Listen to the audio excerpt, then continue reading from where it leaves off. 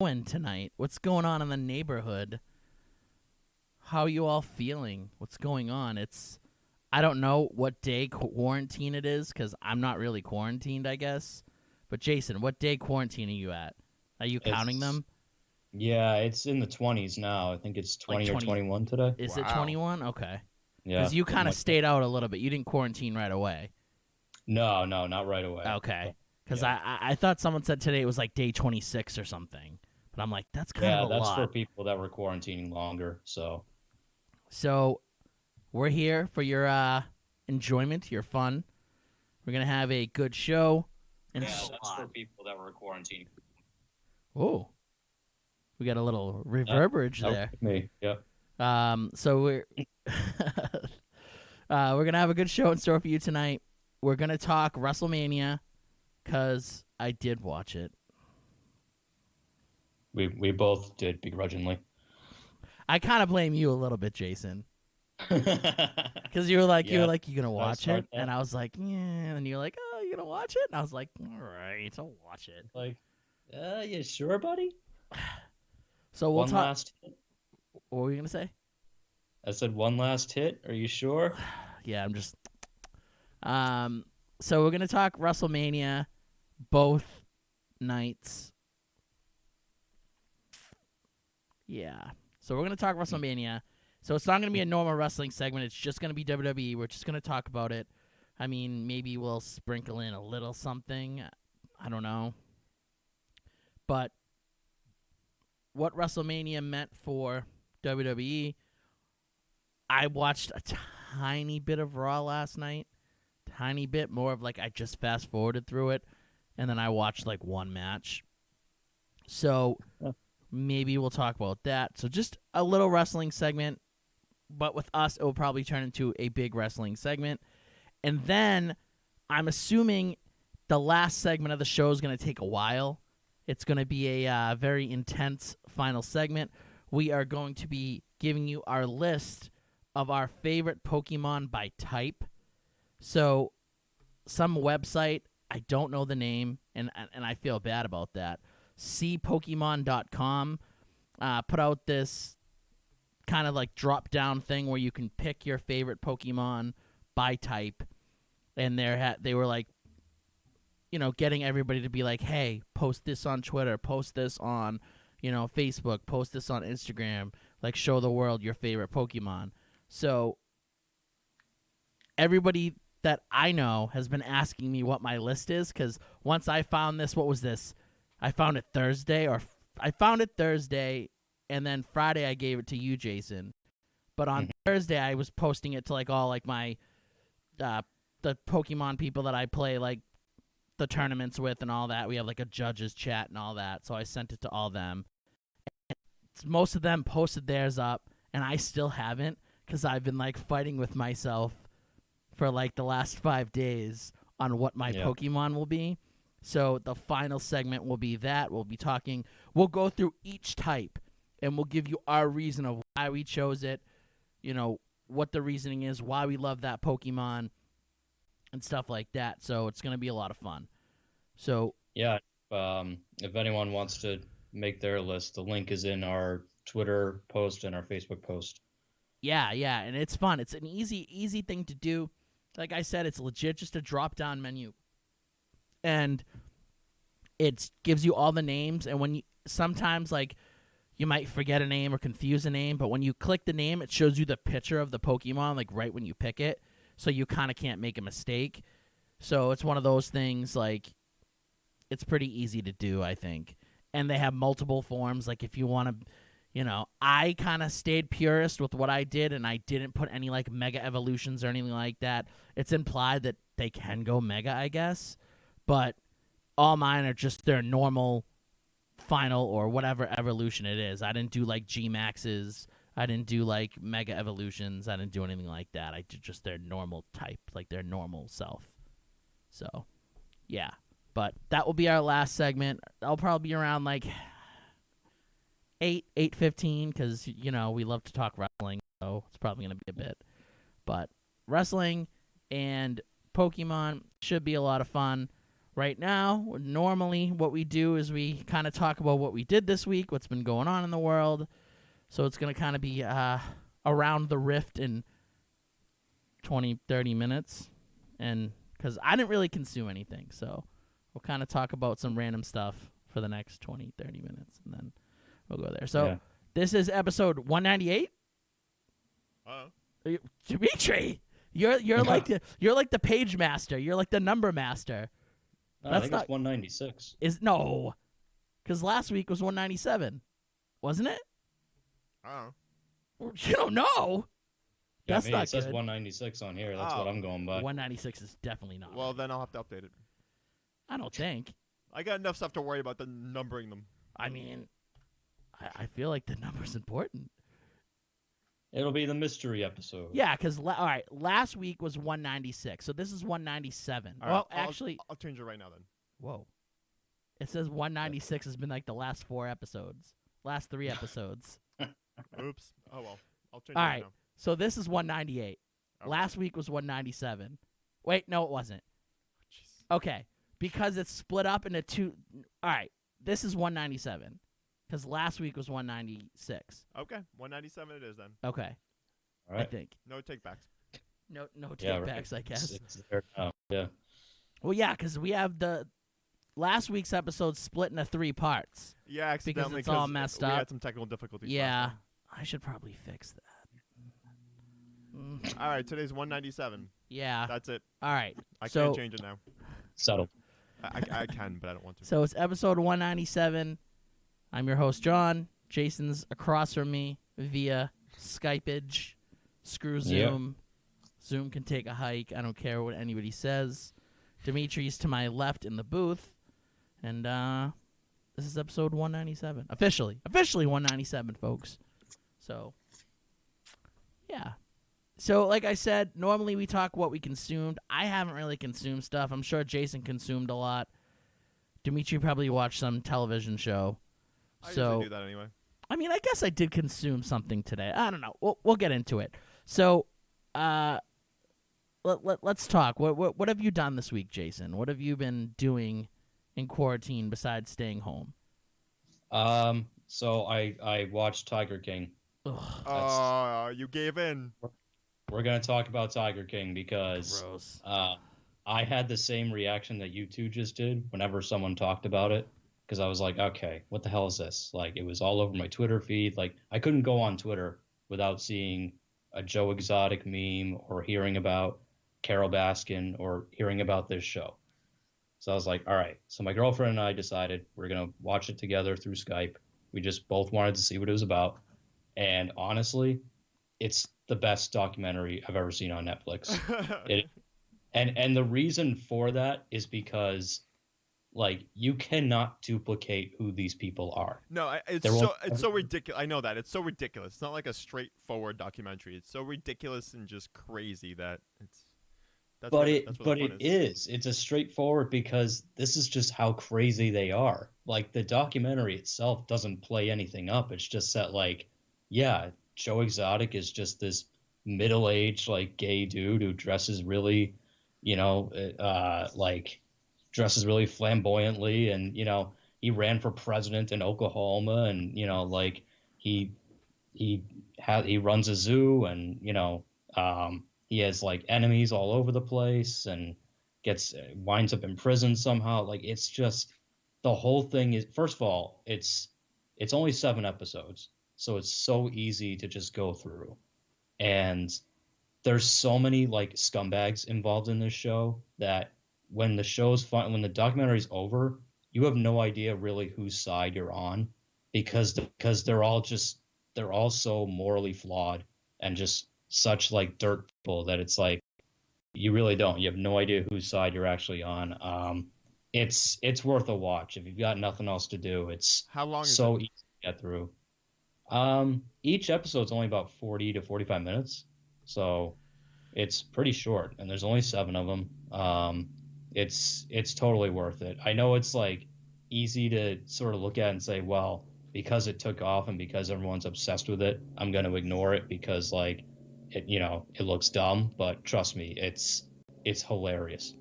So I'm the type of person that I'm not into trends. So when somebody posts like, "Oh, this is me from the last 10 years," that anytime they do those challenges, I hate that crap. I never do any of that crap. I never usually jump into the hype of things. Like if somebody's, it gets to the point where it's like memeage and everybody loves it and it's all over the place, I tend to stay away from those shows. I just feel like I have nothing that would pull me in. I mean, beside liking tigers, them being probably my favorite animal, like I don't care about gay dudes. I don't care about drugs. I don't care about people getting murdered. It's just like I just don't care about that stuff. And he's like a country singer too or something. It's just like stuff that I just don't care about or like don't like. So it's like why would I enjoy that? Like I hate country music. I'm indifferent on gay. Like I'm not gay. You know what I mean? Like I'm not into like watching if there is any like a gay love in it. Like I'm I don't know. I'm not into that. I'm not into drugs. Well, no.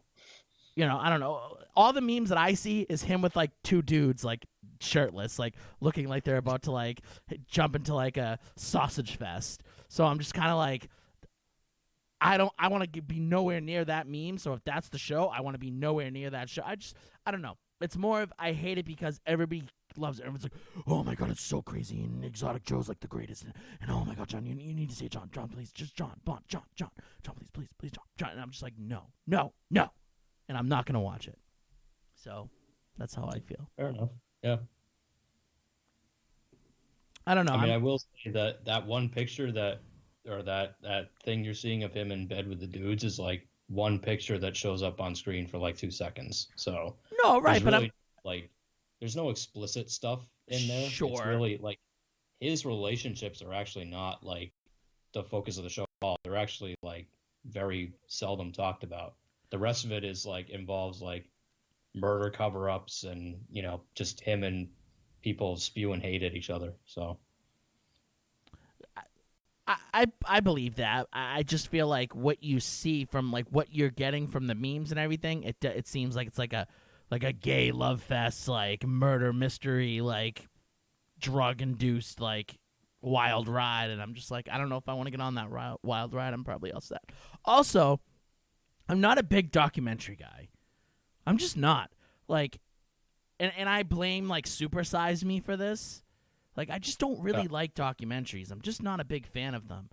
Unless they're wrestling documentaries. So, something that I saw this week was right after WrestleMania, I watched The Edge WWE 24. Generally, I don't watch WWE 24s. I don't care about them. If it's more than like a promo or two, like what they did with NXT with Ciampa and Gargano, like that went way too long and that annoyed the hell out of me. And I'm sure it was great stuff, but it just pissed me off. But with Edge, I was riveted because this is him coming back out of retirement, and you kind of get to see like all the moments and like how he felt and everything. And I've always been a big Edge fan, and it pulled me in, and I thought they did it really well. And it was interesting that they didn't really mention the name, but doing a little digging, that he was very close to going to AEW, and he just wanted to give Vince the chance before he went to AEW. And Vince obviously, knocked it out the park and gave him a ton of cash and whatever the situation was. But he was very close to going to AEW, which I thought was really cool. Yeah. I just thought it was a really good documentary. It was really cool seeing, like, him getting back into shape, like how Beth Phoenix felt about everything, how Dash Wilder was actually like his like training buddy, like one of the only few people that knew he was actually coming back. And he's actually the guy that got Dash Wilder into WWE because Dash Wilder was his trainer when he was retired. And he didn't even know that he was a wrestler until like months after, and he was just like, "Dude, you're a wrestler? Why didn't you tell me?" And then he got him a tryout in WWE. It was just like so many cool things. Like, I don't know, I really enjoyed it. I thought it was a really good documentary or whatever, if you want to call it that. Yeah. I've been to check that one out. That actually looks pretty solid for WWE 20. It's about an hour and 15 minutes, so it's not too long. Didn't really drag for me. I thought they did a really good job. There was a lot of emotion in it. You kind of get to see like a different side of Vince, and it's like one of those things like I'm just like, oh, I hate Vince. Like, I hope he goes to hell. Like, I just can't stand him. And then like after that, I'm just like, all right, I love Vince a little. I kind of love Vince. But Vince is still, he's all right. He's Vince. Like, I don't want to, but it's like he does like sometimes he doesn't suck. Like, I just wish he wasn't out of touch because like he was a genius for so long, and then now he's kind of just like, I don't know. I want to like strangle him sometimes, but I don't know. But I feel like if you don't like Vince, watching this documentary, you kind of, it's one of those like, oh, he's not that bad. Oh, I miss the old Vince, like stuff like that. But yeah, it was good. It was a lot of fun to watch. And they did like a little preview of The Undertaker's last ride, another 24, I think, and it seemed really good too. Like, you don't really get to see that side of The Undertaker, and he's kind of like letting you know, like, hey, I don't have much more left in me. Like, and I really just don't want to, like, the biggest thing for The Undertaker is, like, I just don't want to have, like, some dad bringing their kid being like, oh, hey, like, this is my favorite wrestler, The Undertaker, and he's a little slow right now, and he just doesn't look that good. But, oh, man, 10, 15 years ago, he was unreal. Like, he doesn't want that. And I feel like he's getting close to that. Like, so I don't know. But, yeah, that's coming up soon, eventually. Good. What else did you do? Anything else? Was it just Tiger King? Mostly Tiger King. I've been playing Persona 5 Royal. So that is the re-release of Persona 5, which came out years ago at this point, 2 years ago maybe. I've never played a Persona game before, and it's always intrigued me because I love like the style of gameplay. I love the art style, that sort of anime art style that's attached to it. And I love the concept of Persona, but I was always intimidated because like it's the 5th game in the series, and it's really long and it's huge. But people told me it's very beginner friendly. So if you've never played the Persona series, then 5 is the perfect one to start with. And they're right. It's incredibly friendly to newcomers. It's really easy to learn. They give you a whole tutorial section at the beginning, so you learn how to do everything.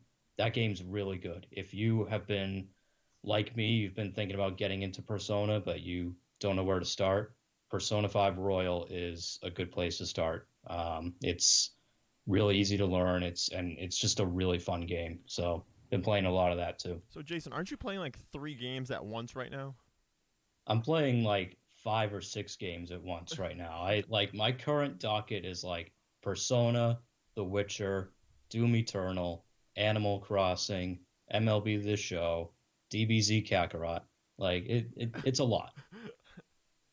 It's a lot. Hey, at least you have some options. It's like, what am I in the mood for to play today? And I'm still. Oh, I just rotate them. Yeah, I just rotate them every night. I'm like, all right, what haven't I played in a couple of days this time? Okay, yeah. Let's go with that. And I'm still just playing Pokemon Sword. See, I can't do that. If I start playing a game, I have to beat it all the way through until I get sick of it. Or like I either have to beat it or I get sick of it and then I move on to something else. I think I'm getting to the point where I need a little sword break. I got to put the sword down. So maybe I might borrow one of the games you have here, Dimitri, because I don't know how much more sword I can do right now. Okay. I've beaten the tournament like 2 or 3 more times. So, oh man, yeah, I've hatched all my eggs. Once I beat the tournament once, I put it down and never played again. Oh, I've beaten it like 3-4 times now, and I'm almost done with the tower, the battle. I'm almost like maxed out with it. The Tower of Terror, like the battle tower or whatever. I only have the doubles. I have like one more like round to go, like one more set to go, and I should have that all like beaten too. And then there's not much left. Like, there's so many times I can just smack Leon, you know, like a little bitch the little bitch he is. Like, I don't know. I say that now, and then 2 weeks from now, I'm still gonna be playing it probably. So we'll see. But should buy Animal Crossing. See, I just don't think I could get into it. because like I hate when there's like nothing for me to like gain. Basically, there's no end in sight in that game. You just play. Same with Pokemon. Yeah. No, there's an end in sight. I mean, like right now, the only reason I'm really like amping up and continue playing, for one, like competitive stuff. Like once I get enough stuff to fully complete my competitive team, and they're all like all their stats are set and everything, there won't really be anything left for me to do. But because I know the DLC is coming up, like I'm just setting myself up to like get ready for that next area. So it's kind of like if there wasn't a DLC, I would have been probably done a while ago. So, I don't know. That's fair. Yeah. I'm right now. I'm consuming another fine craft lager from Jack's Abbey. It's called Sunny Ridge. It's a Czech style pilsner. It's okay. Oh, just okay. It reminds me, and Dimitri, you can kind of agree or disagree on this. Yeah. It reminds me of Blue Moon and Rolling Rock Up mixed together. I could see that. So it's weird. It's very weird. It kind of has like an orangey like hit, kind of like a Blue Moon, but it tastes more of like a pilsner. And it has like an interesting like bite to it, I guess. A little bitter thing at the Yeah, end. it's definitely something that it's like a summer drink, I think, or a warmer drink. I mean, just looking at the can, it's like an orange and red can. That could be just maybe the Czech colors, I don't know. But it gives me like a summery vibe. The taste kind of gives me like a summery taste. It's good. I mean, I'm enjoying it. Yeah, those have got to be summer colors. Czech colors are red, white, and blue. Yeah, these are like red and yellow, red and orange, or red and yellow, something like that. Put a little. I mean, it doesn't sound terrible. That's the can right there, folks. Yeah, it's not terrible. If it was terrible, I wouldn't drink it. You know, you've seen me. If I think something sucks, I'm not gonna probably push myself Yeah. through it. And everybody around you will know it sucks. Yeah. I'll let you know if something Oh, sucks. that's definitely true. Yeah. I think it's my like duty to let you know if something blows. So it definitely doesn't suck. I wouldn't say it's like the best that I've had from them, but it's good. It's a good beer. It's all right. Other than that, I watched the first episode of Black Clover today. A couple of my friends have been like hyping it up. Shout out to my buddy Elvis, who was like, "You gotta watch this, man." I was like, "I don't know." Wait, his name's actually Elvis? His name is Elvis, yeah. That's awesome. And I was like, I'm not ready for like another anime. And he's like, "Oh, you are." Like, and I'm like, you know what? You're right. Like a couple of my animes are about to end. Like maybe I am ready for one, but they already have like 156 episodes. Oh, that's. And I'm kind of like, ooh, I don't know if I'm ready for that. Like, I'm not sure. Like, That's a commitment. yeah. And I'd have to catch up on all of them and find all of That's them. like a summer girlfriend. Yeah. So I don't know. The first episode like pulled me enough in that I'm gonna watch the second episode and then see if it pulls me in even more. But it wasn't like an instant like The Promised Neverland. Like after the first episode ended, I was like, I gotta watch this. Or like My Hero Academia or one of those shows. Like, so we'll see. 156 episodes are a lot to handle, but Demon Slayer's about to end. Dr. Stone already ended. There's a couple more episodes for me, at least, from My Hero Academia, because the dub has a couple more episodes left. So, yeah, a lot of my shows are ending, and then we'll see. But, yeah, but that's what I've really done. I haven't really done much beside kill myself over this Pokemon list that I and right now even like thinking about making a fourth one because I'm just like I don't know if I can't do this. Like I'm betraying. I'm potentially betraying one of like my friends. No, you're not. They don't know you. Oh, he knows me well. He knows me real well. We've spent a lot of time together. Is there a favorite that's about to be left off the list? Yes. Oh, jeez. Yeah. Ooh. There's a couple actually that I'm just like I don't know if I can do it. I don't know. It's like when you gotta. It's like one of those like crappy books that you had to read in school. Like when you have to kill the dog, you got to bring him back, or like of Mice and Men when he's gonna kill like the big like dumb dude. Wow, thanks for ruining the movie for me. I mean, like Or the book. I'm sorry, the book. you had to read it in high school. Everybody did. Actually, no, I didn't read Mice and Men. Oh, what? I swear. We didn't either. Nope. Yeah. Oh, nor how made me read it. Maybe we're at different English classes. I don't know. Oh, well, it Well, sucked. granted, I never did summer reading, so No, neither did I. Oh, who Yeah. did? I didn't. I'm saying like they made you read it in class. There was Yeah, that one books was you on the read in list. class. Well, it sucked. It blew ass. And the feeling of having to potentially kill off an old friend really hurts. So I don't know if I can do it. I might end up just going status quo, and I don't know.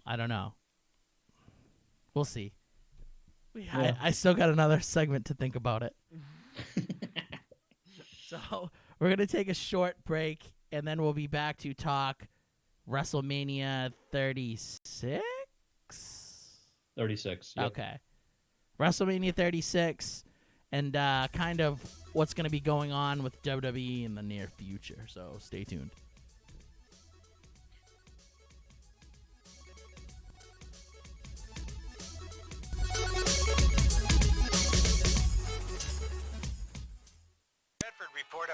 Changed to one of my lists. What happened? My only After a night of partying, you'll have to live with the decisions you make. Get this, a 900-pound adult horse. But you don't have to live with a hangover. Last round, natural hangover support. Wake up feeling so good, it's like last night never happened. Have you always wanted to make your own podcast? Or had dreams of becoming the next social media influencer? Don't let office space and equipment be what gets between you and your dreams. New studio space is now available through the Go Network. The Go Network is a multimedia broadcast company that currently hosts live radio shows and podcasts. With microphones to fit all guests, the ability to video record interviews, a stage for band performances, and an editing suite to put your audio and video content to the next level.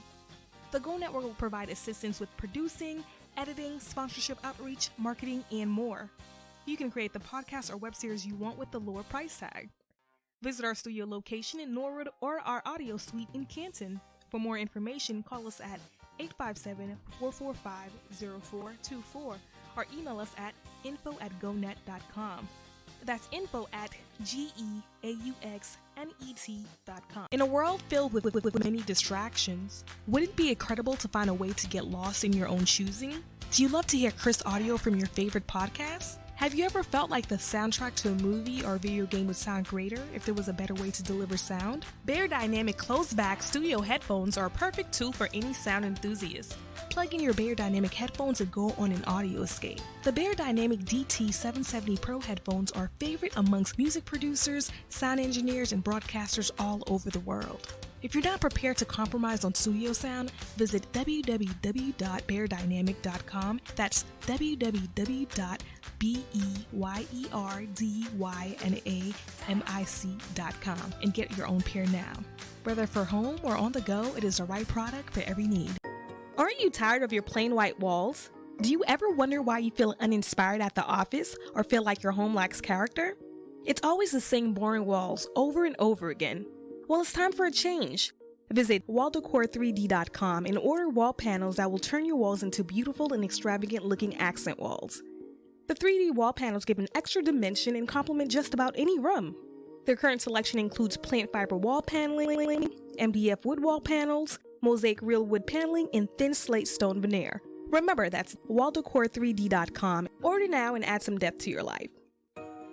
If you're just hearing about Monk Therapeutic Air for the first time, it's a recyclable diffuser that promotes mood change and life-enhancing effects through our custom blends of essential oils and the ancient practice of aromatherapy.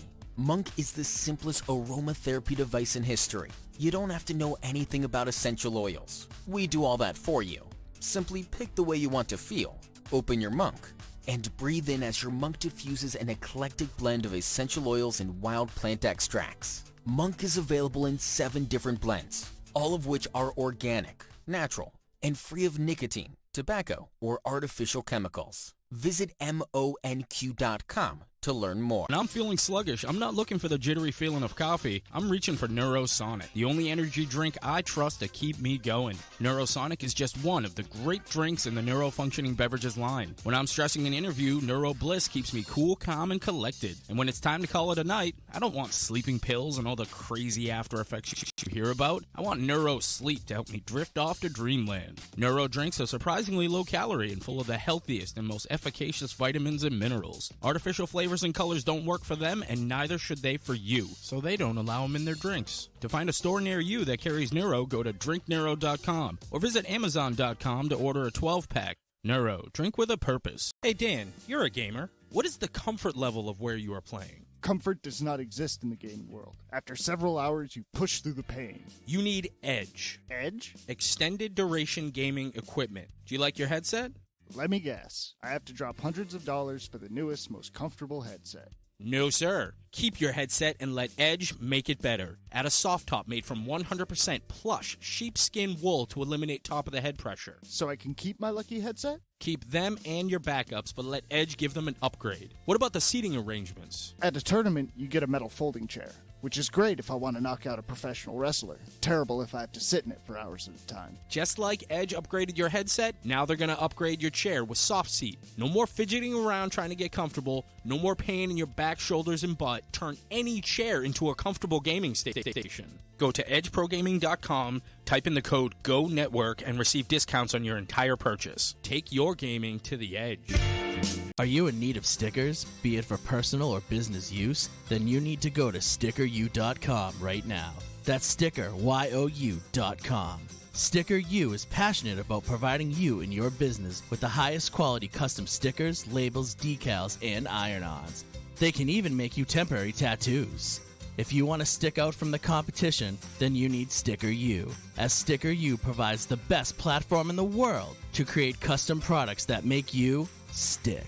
Has your computer seen better days? Is it always freezing and lagging? Are you constantly plagued with pop-ups and viruses? Are you not able to get any work done? You don't need a new computer, you need Phoenix Technology Support. With just one call to Phoenix Technology Support, you will never have to stress over the hassles of taking your computer to a repair shop again. Just leave your computer right where it is and let us come directly to you. Phoenix Technology Support has over 10 years of experience in the industry of customer support and IT solutions, and it's the best place for help with all of your home or business electronics.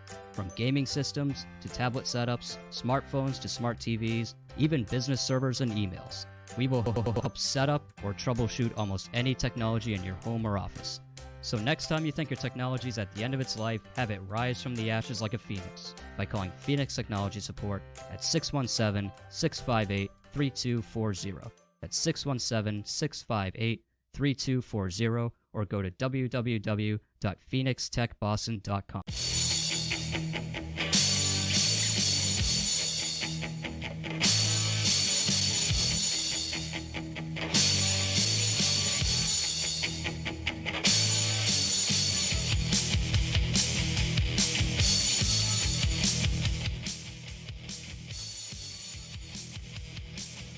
I can just picture him running to the ring. Rifters, I hope you're running back to whatever device you're listening to the show on, because we're about to talk wrestling and WrestleMania 36.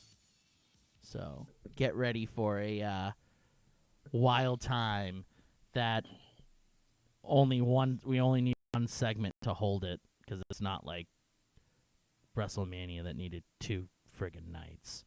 Which it didn't need 2 nights, by the way. No. They kind of just could have gave us 1 night and just gave us the classic, 5-hour show and just cut out a couple of the trash, matches. And it was the only WrestleMania in history that was so big, it needed 2 nights. Yeah. Mm-hmm. I don't think it needed that. So... It literally needed an hour and a half, really, if you ask me. Yeah, I mean, I don't know. They could have did the classic 5-hour show, and I think would have been fine. So we'll go through each match, and we'll give each match kind of like a grade, I guess. Yeah. We'll give it like a letter grade of how good it was. So I didn't see the pre-show match, so we won't talk about it. So the first match of night 1 was the Women's Tag Team Championship match with Alexa Bliss and Nikki Cross versus the Kabuki Warriors, who were your champions. This match was good. Yeah. It was good, but I felt the ending was botched for something that was pre-recorded. She barely hit her with the Twisted Bliss. Why not reshoot that? Like, her legs like barely touched her body. It looked really bad. Like, why? Why not reshoot that? So that kind of left a bad taste in my mouth. It was a good match. Went about 15 minutes. Alexa Bliss and Nikki Cross went over. I disagree with that. How did you feel overall about it, Jason? Yeah, I thought it was a good start because you and I kind of both went into WrestleMania very timid because I don't think either of us really were all that jazzed up about it. So this match at least kind of left me with like okay, that was good. Maybe the rest of these next 2 nights won't completely suck. So I agree with you, though. I hate that the Kabuki Warriors lost. They were a really good tag team. And I just hate when WWE gives titles to like these makeshift tag teams that aren't going to survive. Yeah. So, result wasn't great, but overall, I give the match a solid B. I think B's a little generous, I guess. I would give it a C plus B minus, I guess. And if you want to hold a gun in my head, I guess I'll give it a B minus. It was good, not great. I didn't enjoy the finish. The finish was botched. You know what? C plus. C plus. If she didn't botch the finish, I would have agreed with the B. But it was a good match. For WWE standards, it was a good match. For hands, good, like a good match. But for like quality wrestling standards, it was okay. But I mean, like, I guess it was like a good start to the night. Then you got Elias versus King Corbin. Yeah. Gross. Yeah. A 9-minute slog, which Ugh. I'm surprised it's 9 minutes. I'm looking at like the time right now. I kind of can't believe it went 9 minutes. The match absolutely stunk. PU, it blew ass. I don't know why this had to be on. This is a match you could have cut out. You could have threw this out. This could have been on a pre-show. This could have been, you didn't need this. This could have been on your generally they'll have Mania on it. They'll start the pre-show at like 4 and they'll start the show at like 6 or something, and they'll go from like 6 to like 11 or 12 sometimes. This could have been one of the pre-shows or cut altogether. The match sucked ass. I don't think it was an all-out failure. I wouldn't give it an F. But a very, like, D-. The match blew balls. What's your take on it? That's exactly the grade I would give it. I give it a D-. The only reason it doesn't get an F is because Elias went over and it wasn't a total King Corbin squash. It was 9 minutes. Like, on that, like, that's surprising, actually, that WWE gave us a 9-minute match. A lot of these matches, except for some of the ones that counted, went actually pretty long. So, yeah, but a D- seems good, seems right about it. Then we had Becky Lynch versus Shayna Baszler for the Raw Women's Championship, with Becky Lynch as your champion. I was kind of shocked that this went on so early. I was expecting this to be like either the main event or close to the main event. I was not a fan of the match. Yeah. What do you think? This match, I'm like you. I was surprised it went on early, but then after seeing it, Yeah. I'm glad that it did. Yeah. Because if they had saved that for like later in the evening, I would have had much less patience. This was a bad match, and talk about just building Shayna Baszler up to be like the female Brock Lesnar, and then completely doing a 180.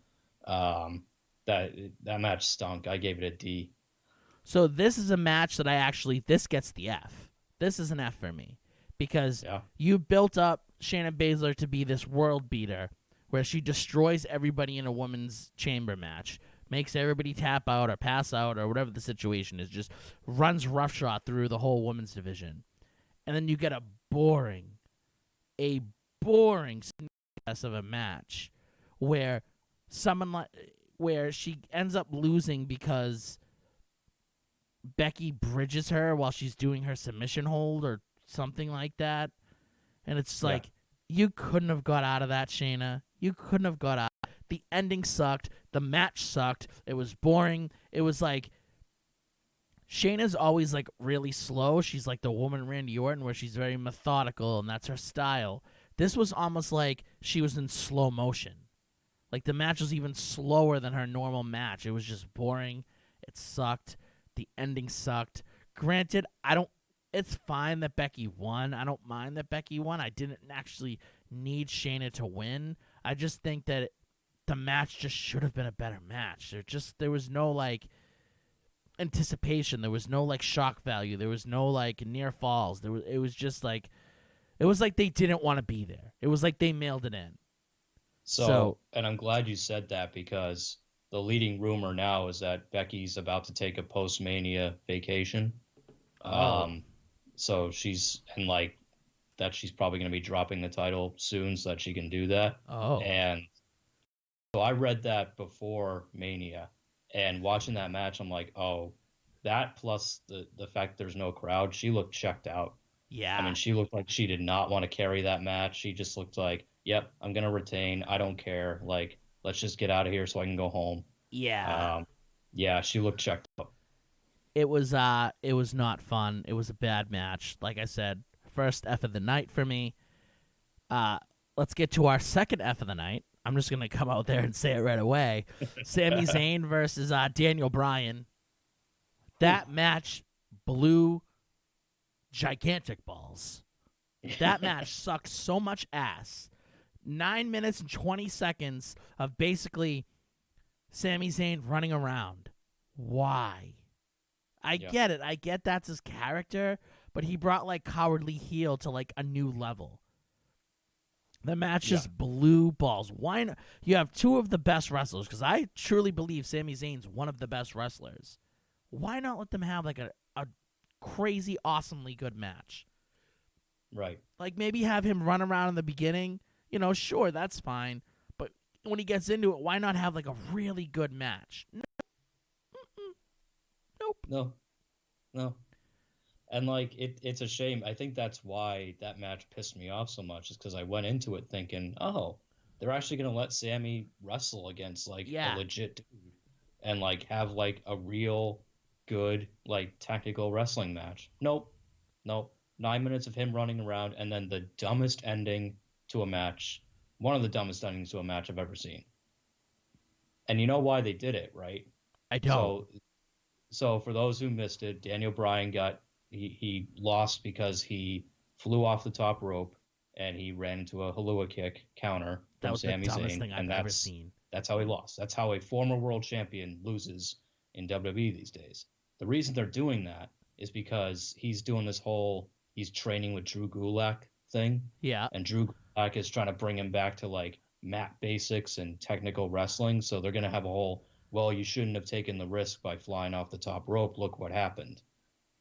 And that's why he lost. It's like, it's so stupid. But like a Haluva kick, that's not even a Haluva. A Haluva kick's in the corner. When they were like, it's a Haluva. I was like, no, it's not. He just kicked him. Like, yeah, he just kicked him. Yeah. F. Then we had a triple threat ladder match for the tag team titles, but it wasn't a tag team match. No, this was, yeah. This match was okay. it seemed very like. So, all right, I don't get this vibe when I watch AEW. I don't get the vibe that like there's no crowd there, and when I watch it in the Performance Center, it's too echoey there. Like I don't know what their issue is, but you hear every little sound. Like if somebody drops a coffee on the floor, you hear like the coffee splash. Like you hear everything. If somebody's breathing, you hear everything. Where at AEW, it doesn't seem like, it just seems like the crowd's quiet. Like I don't get that same like echoey, like weird, like warehouse feel that you get with WWE and AEW. And this match really brought that home. Every little ping of the ladder, every little like anything you heard. Yeah, it was. Yeah, there was a lot of clanging of metal, and like they tried to fill some of that noise with like Jimmy and Kofi like trash talking each other and doing that whole thing. But even that came off as like just cheesy and kind of lame. And the biggest thing about this match, like I don't know when they announced that it was just going to be a triple threat and not a triple threat tag. I don't know if they even did announce that or if they just like threw it out there and like, oh yeah, no, pay no attention to the fact that Miz isn't here. Like it was so bizarre. Yeah, it wasn't great. And there wasn't like, you didn't get those crazy spots that you'd normally get with a ladder match. I think Kofi tried to give you some crazy spots, but he just couldn't do it. I don't know. I wasn't a fan. It's a ladder match. I'd probably give it a C. Yeah, I was going to say like C plus maybe. I thought the finish was stupid. To me, I thought they botched it. But, talking with you about it, you thought that they were going for that. I still think that the thing just came on loose and they were just like, fuck, go with it. No, I think they meant for that because I think they realized like without the crowd like kind of egging you on, the way they usually do in a ladder match, it would be hard for like them to do a typical ladder match like finish. So they had to do it like that. But either way, the ending was still stupid. Because like at first, when it felt like the camera wasn't even on it. And then they kind of just like pulled to it like, oh, like, let's get to it. Yeah. Like, I don't know. That's what made me feel like it wasn't, It also made Jimmy and Kofi look stupid because they're grabbing for possession of like the ring thing, and it's like, guys, just grab the belts. Yeah, like, just yeah. yank the belt and you win. Like it's dumb. It's not it was that hard so to figure stupid. I thought we were gonna get one of those classic like they both pull a belt off at the same time, and then like who's the champ now? Like one of those things. That would have been more palatable than this. Like I don't know. It just wasn't great. Then you had they say here, Mojo Rawley beating R-Truth for the 24/7 championship. Gross. Who cares? Dumb. Who cares? Then we get our 8th match of the night. If you count, I don't even count the Mojo Rawley R-Truth thing, but they do here. Our 8th match of the night with Kevin Owens versus Seth Rollins. I really liked this match. I thought this was a really good match. Was it one of the best matches I've seen in a long time? No. But it was a good match, and it had an ending that I didn't expect. I thought Rollins was going to go over. Kevin Owens ends up winning, which I was kind of shocked at. I thought that they were going to, let the Golden Boy win. Yeah. The match was good. I think we didn't need the whole disqualification and then restarting. That was kind of dumb, and that's why it doesn't get a higher grade for me because of that dumbness. Like, you didn't need to do that. Just make it a no disqualification match the whole time. So for me, I give it like a solid B. It could have been an A, honestly, if they didn't do that stupidness. But I thought the match was really good. Nice back and forth match. Like I said, I had no idea. I thought Rollins was going to win. So the shock value was good. It was the outcome that I wanted. So it's like you don't get that often in WWE. Like, so that's, you know what? B+. B+. I'll give it a B+. How did you feel about it? I'm going to stick with solid B because that I'm glad Owens went over. I agree with you. Like, I'm glad that he won. The issue with the whole like doing a false ending and then doing a second match that's no DQ, that felt like just something you can do on Monday Night Raw. Yeah. So, like, that felt like it made it feel like a Raw match at that point. So even though I was happy with the result and how it went, like, it still felt like a Raw match. So I kind of dock it points for that. But I still give it a solid B. Yeah. All right. Then we have Braun Strowman and Oldberg for the Universal Championship. A match that lasted 2 minutes and 10 seconds. Yeah. This is probably the worst joke of a match I think I've ever experienced. It was awful. If I didn't hate Strowman before, I absolutely hate him now. It's like, he's a huge dude, and his move's a power slam, and there's not 1 ounce of power in the slam. He looks like he's dropping him on pillows. It sucks. That he blows. Like, sucks. What was it, like 20 finishers in the match? Like, there was like 6 or 7 spears. And it's like, what was Oldberg thinking? He couldn't even lift up the Fiend. He was going to lift up Strowman.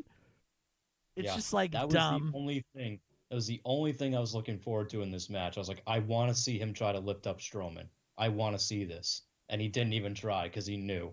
He knew he couldn't do it. So for all you idiots out there, I'm looking at you, New Age insiders, who said, oh, well, it wasn't his fault he couldn't lift up the Fiend. The Fiend sandbagged him. No, he can't lift anyone up anymore. Period. See, I think he went for it, but he just quickly reversed him right away, so he didn't get the chance to even try to lift him. But he was going for it, and then he just reversed him into a really crappy slam, the pillow slam, because it's not a power slam. I don't think they needed it. Honestly, the rumor was that they were going to have Jeff Hardy fight him and win the title. Why not? Why? That would have been epic. If Jeff Hardy won the belt, that would have been unreal. Yeah. It's just like, you want to give all these old-timers a championship. Why not give it to someone like The Undertaker? Let him have his actual last ride. Give The Undertaker the title, just like they did with Oldberg. Let him keep it for a few months and then lose at Mania. Let Edge have a title run. Edge will probably have an actually fun, good title run. Yeah, he would. Give me like a good old wrestler having a title run and not this crap. Yeah. Like, no, it was even though it was only 2.5 minutes, it was such a waste of time. It was unbelievable. Can you have like an F minus? You know what? It's a Z. I give it a Z because the match sucked so much balls. A Z. And then what do you rate it? What are you giving it? An F? Solid F? Yeah, solid F, as low as you can go. I mean, that was, as low of a grade as you can possibly give. So a Z. Double Z. Yeah, I'll give it a Z. Yep. Worst match. We'll give it the Brazzers double Z. Yeah. And then we have the final match of the night, The Undertaker versus AJ Styles in a Boneyard match. So, a couple weeks ago, we last did the show, we were mocking this match, making fun of it. Wow, were we wrong. Yeah. The cinematic match, I don't want to say WWE has mastered it, but close. It was awesome. 19 minutes. It was basically a cross between a graveyard match and a buried alive match. The Undertaker looked amazing. I heard that it took 8 hours to film. The Undertaker was actually really bleeding in the match. Like, it just he looked so good, and I'm sure it's just because they allowed him to take breaks or whatever, but he looked great. He looked awesome. And obviously, AJ makes everybody look good, but the match was just so good. So good. It was done so well. I didn't even mind that he went like Super Taker in the middle of it and just like took out like 20 dudes. I was fine with that, like, because it was so good. The storytelling was so great.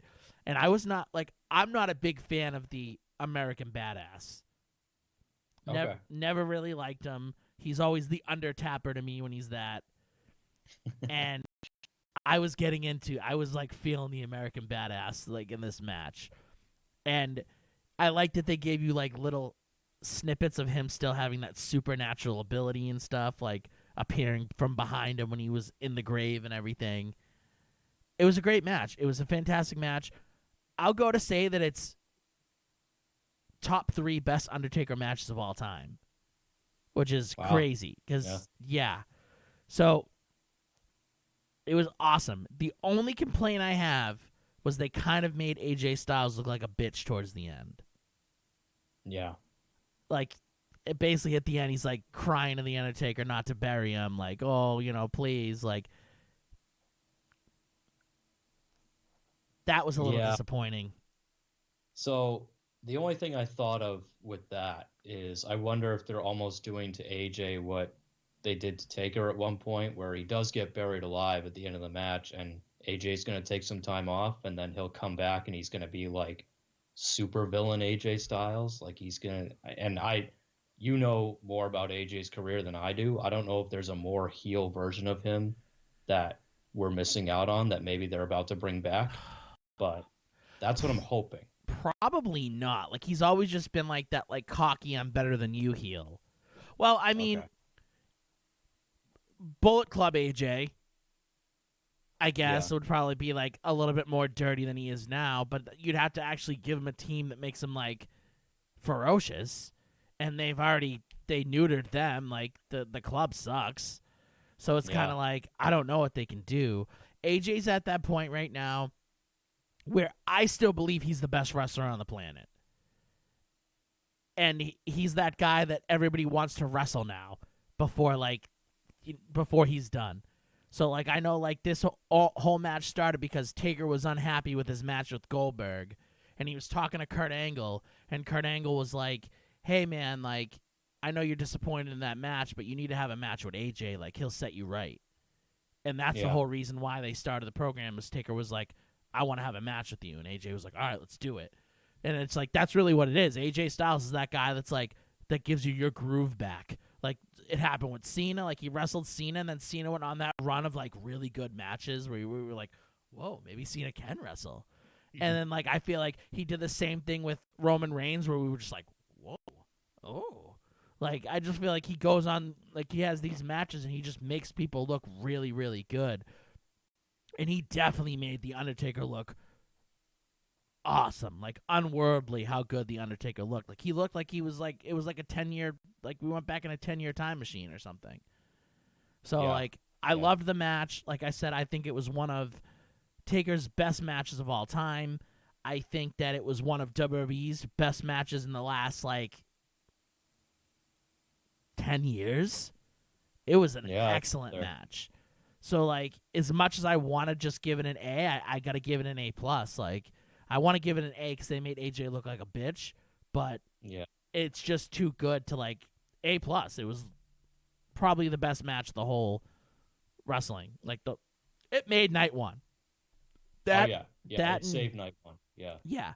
Because prior to that, your only really good match was the Kevin Owens match. Like, it made night one, like, worth watching. Like, it was amazing. It was awesome. So let's get to night two. First match of the night was Charlotte Flair versus Rhea Ripley for the NXT Women's Championship. So last time we did the show, we kind of went through all the matches and kind of was like, okay, this is who we think is going to win and who should win. Yeah. The match was good. It was a 20-minute match, which it didn't feel like a 20-minute match, but it was a nice back-and-forth match. And then you have Rhea Ripley tap out. Yeah, that was not good. That sucked ass. Yeah. Like, she's buried deeper than AJ is. Yeah. Like, that sucked. And now you're going to have Charlotte on NXT, or I don't know what they're doing because they're still calling her a Raw superstar. Now you're bringing up NXT superstars to Raw. Like, I don't know. I feel like NXT just got a little darker, but They keep losing to AEW, so they got to do something, I guess. Yeah. I guess I'd give I don't know what to give that match. It was a really good match. What's your grade? I gave the match a B-. It was a good match. It made both of them look good. I just hate that ending so much. Yeah, same. Yeah, all right, I'll give it the same. It was a B-. Yeah. It could have been. You could have had an A if the right ending happened, or even if you had Rhea Ripley, she passes out, or she loses. Like, you didn't need to make her tap. Like, why make her tap? She's gangbusters on everybody. She's undefeated in a singles match for over almost a year, and then you have her tap out. Yeah, it's the Charlotte Flair effect. It doesn't matter how hot you are. If you run into Charlotte Flair, you're probably gonna lose. Dumb. Then we had Aleister Black and Bobby Lashley in a 7-minute slog. Yeah, Wasn't another a great Raw match. Yeah, another Raw match. C-. Not great. Yeah. I'm honestly surprised Black won. That's why it's not a D. If it gets a little bump from him actually winning, but the match kind of sucked. Yeah. I'm starting to hate Lana. Like, I was indifferent on her. She sucks. She's annoying. I already didn't like her, and I'll tell you what, her in an empty arena is nightmare fuel, because you can hear everything, every shriek, and it's just, she's the worst. Yeah, not fun, not a good time. So then we have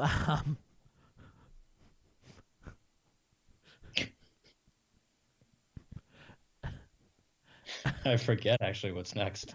Otis versus Dolph Ziggler. Oh yeah, this match sucked dirty ass. This was a bad match. It was one of the worst things I think I've ever had to go through. Ugh. I hate JBL, and for a moment I was almost like, thank you, JBL, but I still hate him, so I didn't. But it's just like the dumbest back and forth. Michael Cole, I want to slap the shit out of Michael Cole. Like, the stupid shit he was saying in this match, it just sucked. It blew ass. Otis goes over, a former 2-time champion. Dumb. Sucks. Otis sucks. He's a fat loser. He sucks. Yep. No one cares about this storyline. It was stupid to begin with. Match was awful. That's an F. Then we have Edge and Randy Orton in a last man standing match.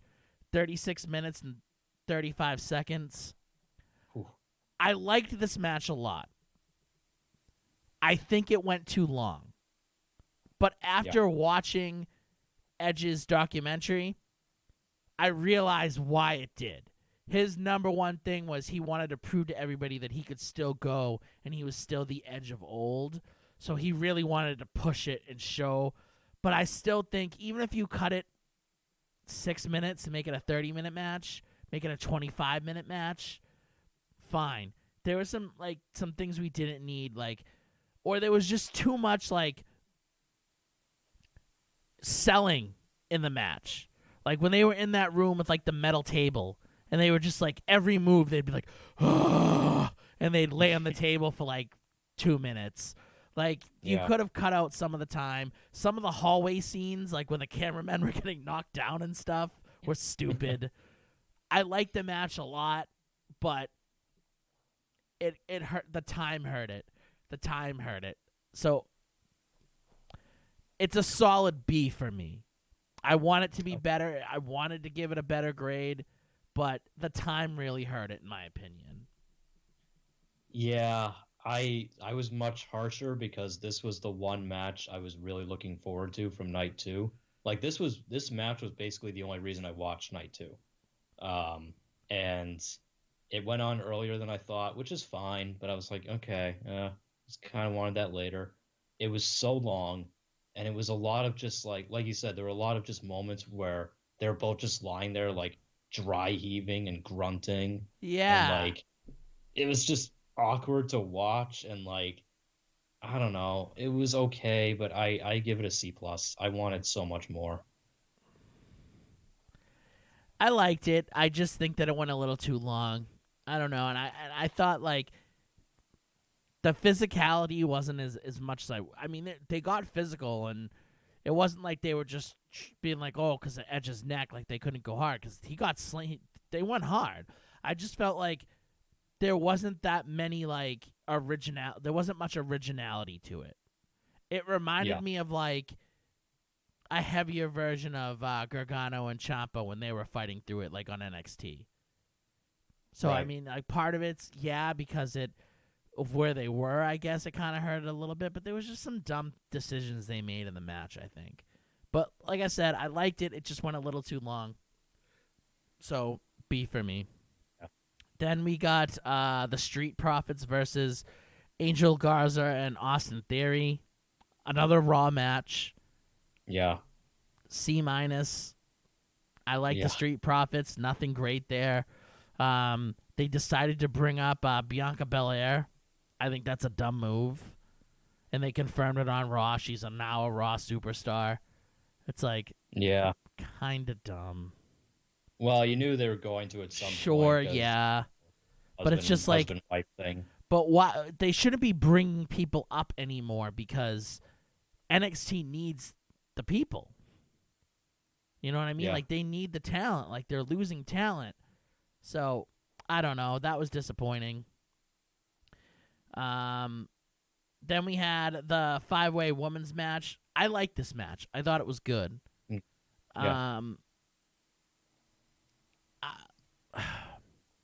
I don't know how I like the ending though. It was okay. I was the same way. It's probably like a C+ for me. It could have been a B, but I felt the ending was a little weak. 19-minute match. It was all right. It was good. It wasn't great. It was good. I'm glad they got Tamina out of there early. Yeah. She didn't have a chance to kill anyone in the ring, so that was good. It was a fun match. I'm so like, I don't know. I'm getting a little tired of the false Sasha Bailey thing. Like either give it to us or don't. Yeah, right. Point. Like, yeah, it's been like going on for like 3 years now. Like, come on. It's like a more like vicious Kenny and Hangman. Oh, it's like just give it to me. Give it to me. Can I have it? Give it to me. Right. Then we had the Firefly Funhouse. Oh yeah. Video because it wasn't a match. I refuse to call it a match. No. I wasn't as big on this as everybody else is. Everybody's loving this. It was okay. Okay. For wrestling, it was okay. For WWE, it was great. If that you want to put it on those scales. If AEW did this, I would have been like, oh, this sucks. But because WWE did it, and it's not something they normally do, and they kind of like went out of their comfort zone, it was cool and it was fun. But like, what is it going to mean? It doesn't really mean anything for The Fiend because he didn't really get a win. They didn't say, you're winner of The Fiend. Like, it was just kind of like, oh, he pinned him. Like, but he didn't. Like, so it's like, it really does nothing for The Fiend. If anything, it was more like a John Cena career retrospective where they kind of like, made jokes about John Cena. But it was more of like they kind of ridiculed us. Because, like, they ridiculed, like, all of, like, how we treated him. Like how, in the beginning when he first came out, we kind of loved him, and then when we hated him, and then we want him to turn heel, but he's never going to turn heel. It was kind of more of like slapping the fan in the face, I felt. Yeah, maybe. It was okay. It wasn't great. I don't know. That's just my opinion. I mean, I guess it was great for WWE. I mean, it was cool. I'd probably give it a B-. It was all right. I mean, if there was a little bit more physical, if it was an actual match, they could have did what they did, but still made it a match, and I would have liked it a little bit more. But I think that Cena can't take bumps because of the movies. Yeah. So this is my only A+ of the weekend was the Firefly Funhouse. this gets an A+ for me because Wow. it was something different. I know it wasn't a match, but I'm okay with that because I would rather this than like a Super Cena match where he's kicking out of finishers and or a BS like 2-minute match, that's like a stomp or something. Like this was totally different. It was totally out of the box. Like you said, not something I would have ever expected from WWE. So maybe that's why I liked it so much because it was so out there for them. And ultimately, like you were kind of asking, well, what does it mean? The Fiend did go over. I mean, He he's did, now but back to at least, I being a guess. threat. Did he though? I don't know. They didn't even say he was your winner or anything. Yeah, I don't but he know. still They kind of went back swept it under the rug. And he still went back to like that mysterious, like, I guess. You don't really know just how dangerous he is. So I think they put him in a decent spot. We'll see. I don't know. I think that what I read was that if it was a real match, Cena would have won because in Vince's eyes, the only people that can beat the Fiend are Roman, Goldberg, Strowman, and Cena. Oh, jeez. Yep. So if it was a real match, he would have had Cena win. So Yeah. this is the only way they could have put the Fiend over is this way. So Yeah. And then our final match of the night was Drew McIntyre versus Brock Lesnar. I'm glad Drew McIntyre won, but the match sucked. The match blew ass. You got a match between him and the Big Show, which was like a 9-minute match then on Monday Night Raw. Like, why can't you give me like a match like that? Like, if the Big Show, who can barely freaking move, can give me like a quality match, like why can't Lesnar? It just sucked. I don't know. I think it kind of ruined McIntyre's moment. I felt because it was just so short and stupid. I'm just sick of just all finishers. Like everybody bitches about like the Young Bucks just doing crazy dives and super kicks. This is the equivalent of that, but it's like not fun. Right. Yeah, this is the problem with having Lesnar and Goldberg as your top champs. And now Strowman as your top champ, because that's what Strowman is too. Strowman's 2 moves. So I'm glad that Lesnar lost because thank God we don't have to watch him anymore. I'm so turned off by Lesnar these days because he really does just phone it in. His matches are all just suplex, F5, it's over. Like we didn't even get a suplex this match. The what? We didn't even get a suplex. It was just legit, just F5s. No, he suplexed him. Did once. he suplex him? Wow. Yeah. He gave him 1 German suplex, and then he went back to F5ing him. Yeah. But I'm glad McIntyre won, but you're right. The match was dumb. Match sucked. Blew ass. Overall, final thing. We're about to wrap up this segment because we're about to take a short break. And I'm going to have to make maybe the hardest decision of my life. But overall, what's your grade for Mania? And is it worth watching? It's not worth watching. There's only 3 things that are worth watching: the Boneyard match, the Firefly Funhouse match, and I would say probably the women's 5-way match. Maybe that, or maybe the women's tag match. The rest of it is matches you would see every week on Raw and SmackDown anyway. Honestly, for the whole show, I give it a C/C-, and it would be lower if McIntyre hadn't won and if the Boneyard match wasn't that good. But yeah, it's overall I was not impressed. Oh, and we missed Rob Gronkowski winning the 24/7 championship. Oh yeah, how could we possibly forget that? Great, awesome. Yeah. I think some of the matches are worth watching. But I wouldn't go through the slog of watching the whole event because I thought the event kind of, it was kind of stinky. So, yeah, I'd probably give it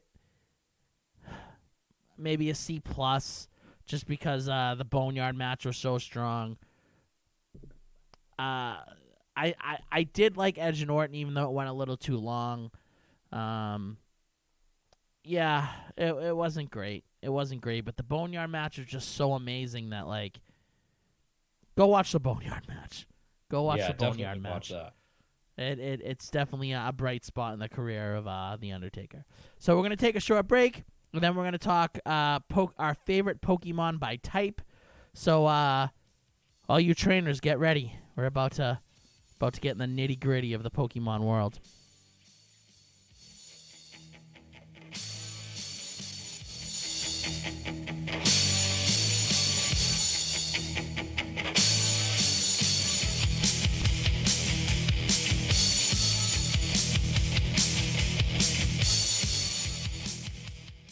When I'm feeling sluggish, I'm not looking for the jittery feeling of coffee. I'm reaching for Neurosonic, the only energy drink I trust to keep me going. Neurosonic is just one of the great drinks in the neurofunctioning beverages line. When I'm stressing an interview, Neuro Bliss keeps me cool, calm, and collected. And when it's time to call it a night, I don't want sleeping pills and all the crazy after effects you hear about. I want Neuro Sleep to help me drift off to dreamland. Neuro drinks are surprisingly low calorie and full of the healthiest and most efficacious vitamins and minerals. Artificial flavors and colors don't work for them, and neither should they for you, so they don't allow them in their drinks. To find a store near you that carries Neuro, go to drinkneuro.com or visit amazon.com to order a 12-pack. Neuro, drink with a purpose. Has your computer seen better days? Is it always freezing and lagging? Are you constantly plagued with pop-ups and viruses? Are you not able to get any work done?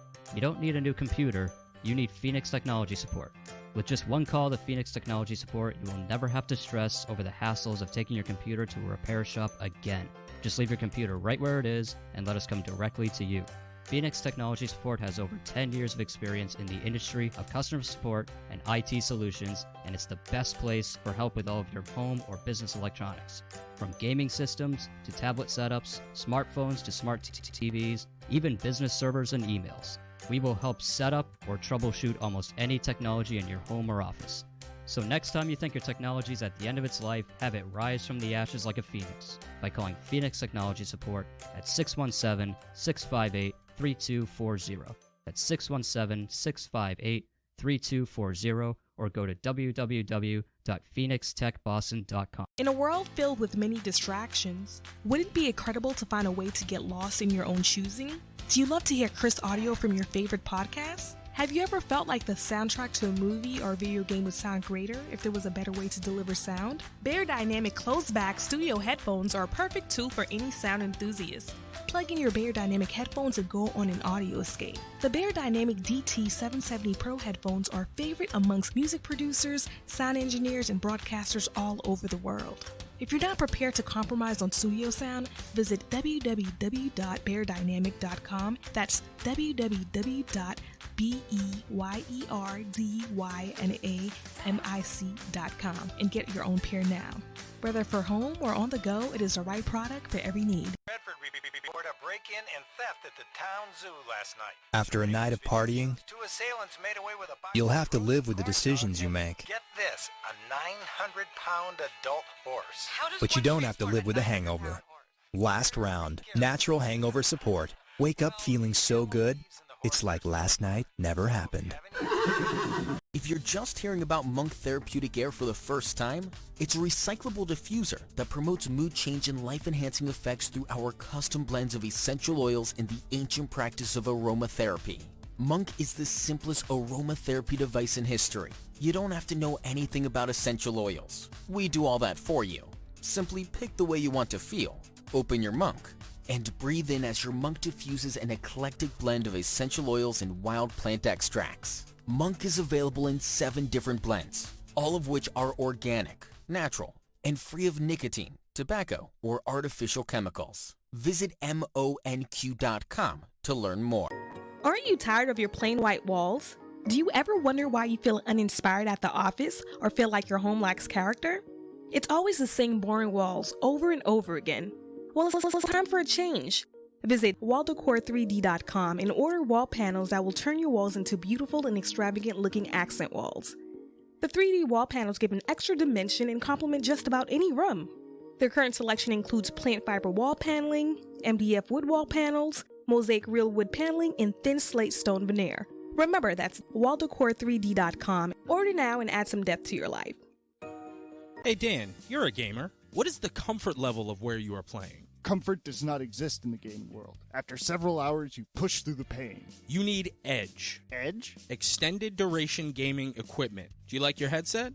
Let me guess. I have to drop hundreds of dollars for the newest, most comfortable headset. No, sir. Keep your headset and let Edge make it better. Add a soft top made from 100% plush sheepskin wool to eliminate top-of-the-head pressure. So I can keep my lucky headset? Keep them and your backups, but let Edge give them an upgrade. What about the seating arrangements? At a tournament, you get a metal folding chair, which is great if I want to knock out a professional wrestler. Terrible if I have to sit in it for hours at a time. Just like Edge upgraded your headset, now they're going to upgrade your chair with Soft Seat. No more fidgeting around trying to get comfortable, no more pain in your back, shoulders, and butt. Turn any chair into a comfortable gaming station. Go to edgeprogaming.com, type in the code GONETWORK, and receive discounts on your entire purchase. Take your gaming to the edge. Are you in need of stickers, be it for personal or business use? Then you need to go to StickerU.com right now. That's StickerYOU.com. Sticker U is passionate about providing you and your business with the highest quality custom stickers, labels, decals, and iron-ons. They can even make you temporary tattoos. If you want to stick out from the competition, then you need Sticker U, as Sticker U provides the best platform in the world to create custom products that make you stick. Have you always wanted to make your own podcast? Or had dreams of becoming the next social media influencer? Don't let office space and equipment be what gets between you and your dreams. New studio space is now available through the Go Network. The Go Network is a multimedia broadcast company that currently hosts live radio shows and podcasts. With microphones to fit all guests, the ability to video record interviews, a stage for band performances, and an editing suite to put your audio and video content to the next level. The Go Network will provide assistance with producing, editing, sponsorship outreach, marketing, and more. You can create the podcast or web series you want with the lower price tag. Visit our studio location in Norwood or our audio suite in Canton. For more information, call us at 857-445-0424 or email us at info@gonet.com. That's info@GEAUXNET.com. So who are the real original housewives? Well, Sarah, Esther, Mary, and Ruth. Proclaim this and other Bible references on a shirt at OneBodyOneSpirit.com. One Body, One Spirit is a Christian-themed clothing store for ladies and men that allows believers to express their faith, glorify God, and start conversations through something as simple as a t-shirt. Plus, a portion of every purchase is donated to charities. Their website is OneBody1Spirit.com to view their clothing selections. OneBodyOneSpirit.com. Hey, Dan, you're a gamer. John, that's a bit of an understatement. What is the comfort level of where you are playing? Comfort? Yeah, the seats you're sitting in. At a tournament, you get a metal folding chair. You need Edge. Edge? Extended duration gaming equipment. Turn any chair into a comfortable gaming station. No more pain in your back, shoulders, and butt, with soft seats, lumbar, and cushion backs helping to keep you focused on the action. Go to edgeprogaming.com, type in the code GONETWORK, and receive discounts on your entire purchase. Take your gaming to the edge. Do you love delicious high-protein snacks? Do you love low sodium? Then you are going to love Grizzly Adams Beef Jerky. My signature brand of beef jerky has the lowest sodium in the entire marketplace and completely destroys all its competitors in the taste department. Order now at ScrizzlyAdamsBeefJerky.com. That's SKRIZZLYADAMS beefjerky.com. This is American recording artist Grizzly Adams, and I guarantee you're going to love my meat.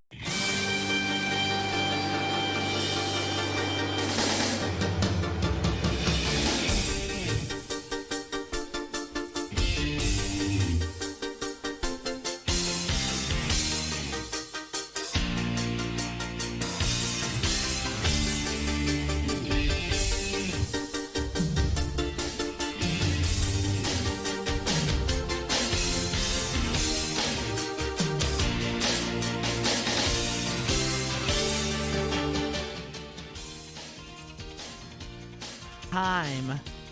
So, like I said at the beginning of the show, I found this really cool site that lets you make basically a little card showing you all your favorite Pokemon by type. So I believe there's 18 Pokemon types. So there's 18 Pokemon on this card, and it's a cool little thing. It was probably the hardest decision I've ever had to make in my lifetime.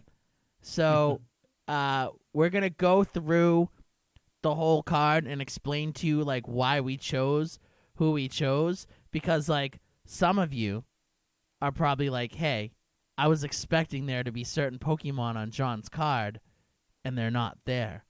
What the hell's going on? So we're gonna go from fairy to all the way to grass. So we're gonna start from the bottom, because for me, the hardest decision was water, ground, and grass. That was my hardest decision.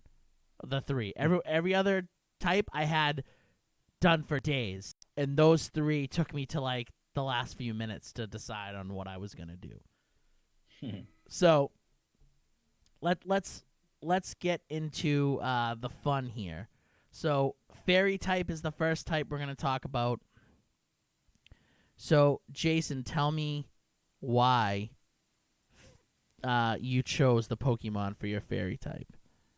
So I chose Grimmsnarl, and really this goes to I chose him because this was one of the first Pokemon that I caught in Pokemon Shield. When I caught its first form, which is Impidimp. Yeah, which is a really cool Pokemon. And as soon as I caught it, I was like, all right, this thing looks pretty cool. Let's look up some more about it. Looked up its evolutions, saw Grimmsnarl, and I was like, oh, that's a beefy dude. He looks awesome. And like, he ran roughshod through everyone in Pokemon Shield. Like, he was my team MVP, even more so than my starter. He's got an awesome dual typing Dark Fairy, like just nasty. And if you look up what he looks like Gigantamaxed, he looks like friggin' a Final Fantasy boss. Yeah, he really awesome. does. Yeah. Yeah. So he's the man. Would not have gotten through Shield without him. So he was hands down the choice for that. So for me, it was a very tight race between Grimmsnarl and Zacian. I chose Zacian because, I don't know, I think it's one of the cooler looking legendary Pokemon. It is the legendary for Pokemon Sword. I'm usually a slut for box art Pokemon, as you'll see on my card here. So I'm a big fan of the box art guys. So all my favorite legendaries are box art legendaries. I just think Zacian looks really cool with the sword. At first, I wasn't sold on him. I wasn't a big Zacian fan, but once I caught him and I actually started using him, he's a savage. It generally one-shots everything. It is just a really cool Pokemon. It is a dual fairy steel-type Pokemon. It's awesome. It is one of the best Pokemon in Sword and Shield, and it had to be my pick for a fairy. I just don't think there's that many cool fairy Pokemon. So I dropped off at Pokemon Diamond and Pearl, and at that point there weren't fairy Pokemon in the game. I think they came up in Gen 5. So like fairy Pokemon to me, I only know from like Pokemon Go or from Sword and Shield. So it was either I wasn't picking Wigglytuff, I wasn't picking Clefable, I wasn't, you know what I mean? Like to me, like I'm not a fan of those Pokemon. Like it was either Grimmsnarl or Zacian, and Zacian was the choice I went with. So that was my fairy pick. So let's move on to Dragon. So what was your decision on Dragon, Jason?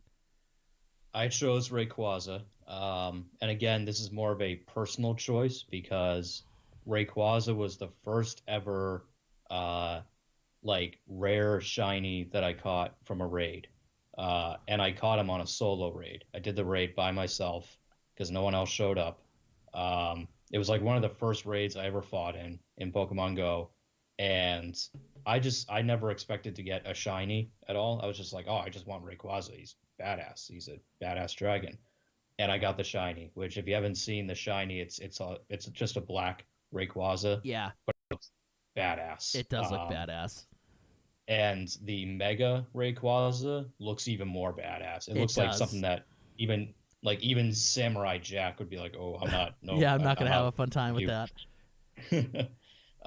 Yeah, so that was an easy choice too. So to me, when I think of dragon Pokemon, I think of Dialga. I think Dialga is the dragon of dragons. When I was younger, And I remember seeing Dialga for the first time. I was just like, it's just it's awesome. It is so cool. You know, most dragons in Pokemon are, you know, two-legged, you know, like you think like Dragonite. You think like, I don't know, I just feel like Dialga, or you think of a flying type, you know, dragon. This is just like a tank, just like a monster. And just being like the Warden of Time, I thought was so cool. Its signature move, Roar of Time, I thought was one of the coolest moves I've ever seen in Pokemon. It is just like the quintessential dragon-type Pokemon to me, and it's always been one of my favorite Pokemon ever. So it had to be my dragon pick. So, yeah. It's a badass. It's awesome. It is awesome. Now, Rayquaza is great. I think it's a great Pokemon. I just never had like that relationship with it that I do with Dialga. Like Dialga was like, oh, Diamond and Pearl came out. I was like, Diamond. I'm getting Diamond hands down because it just looks so cool. He just looks so great. So that was my pick for Dragon, Dialga. And these were easy picks. Fairy was pretty quick. Like it was Grimmsnarl or Zacian. Dragon was not even a thought. It was Dialga right away. I just skimmed down to Dialga, and that was it. So let's get to Steel typing. What is your Steel type pick? So I chose Bisharp, however you want to pronounce that. I guess you'd pronounce it Bisharp since it's based off the Bishop chess piece. So this is where my choices tend to lean towards more design than anything else, because Bisharp is not a strong Pokemon at all. It like if you go through its moveset, the strongest move it learns is Iron Head. Like that's it. It's not a strong Pokemon, but I love its design. I love that it's based off of like a chess piece, that whole thing. I just think it looks really cool. I think it's badass. I just wish it had better moves. That's all. Does it? It's so awesome. I think it looks awesome. The whole like blades all over it and stuff like that. I think it looks really cool. It kind of looks like a Power Ranger to me, in a way, like like a really cool like vicious Power Ranger. I never used one, so move wise, like it's a dark steel typing, which is pretty cool. Yeah, looking at the moves, it's not great. I mean, Night Slash is okay. Iron Head's not. Iron Head's actually one of the best steel type moves in the game, to be honest with you. It's pretty fast. It's quick. Yeah, it's not. The moveset isn't great. It can learn Dark Pulse, so that's cool. I mean, I think it's more of a Pokemon of you're going on its looks because it just looks so cool. You know, it's definitely one of those type of Pokemon. And then, like, reading about it, like, its Pokédex, like, entries are pretty cool, too. So it's a cool Pokemon. It's definitely a cool Pokemon. For me, my Steel type was probably the first Steel type I fell in love with, and that's Metagross. I think it's one of the coolest looking Pokemon. I remember in my first play of Ruby how much time and effort it took to get my Beldum to evolve to Metatang and then to evolve to Metagross, and it just was like a slog to get through it. But then when you finally got to it, you had like this amazingly awesome Steel and Psychic type Pokemon, and it's just been one of my favorite Pokemon since I was a little kid, and I just don't feel there's any Steel types that really match up to it. Like Dialga, yeah, he's Steel Dragon, but I can put him in Dragon. So you'll see a lot of here. I got some leeway with a lot of these guys because of their dual typings. They allow me to put certain Pokemon in certain areas. So yeah, I think Metagross is one of the best Steel types. It might be my favorite like pseudo legendary Pokemon. I just love it. I think it's one of the coolest Gen 3 Pokemon around. And yeah, I mean the typing's great, the moves are great, and it's also a nasty Pokemon in Pokemon Go as well. And it's one of my go-to Pokemon to use on my Master League team. So, yeah, big fan of Metagross. Nice. So let's Yeah, move. solid. Let's move to the next typing, which is Ice. So, what was your thought process in your Ice type? So I chose Mamoswine because this is another one I have a personal connection with. Mamoswine is on my Go Battle League team for Ultra League. Took me a long time to get a Mamoswine in Pokemon Go. I was carrying around a pile of swine as my buddy for like, I don't know, close to a year to try and get all the candy for it. Like I was really dedicated. I really wanted a Mamoswine. I finally got one, and like he's a beefy dude. He's got a great move set. Does a lot of damage, and again, just the design is badass. I mean, he looks menacing as hell. And yeah, it's just for Pokemon Go, he's one of my absolute favorites. So we got a request from Brendan. By the end, he wants to know what our favorite shiny is. So that will be our last. We'll let everybody know what our favorite shiny is, because I actually got to think about it. So yeah. Okay. But so we'll definitely talk about our favorite shiny. So for me, Ice type was a little tough. I don't really like Ice. I think Ice Pokemon kind of suck. I'm not a big fan of them. But I looked on my list and I was kind of like, I should have an evolution on here, because Eevee's a great Pokemon.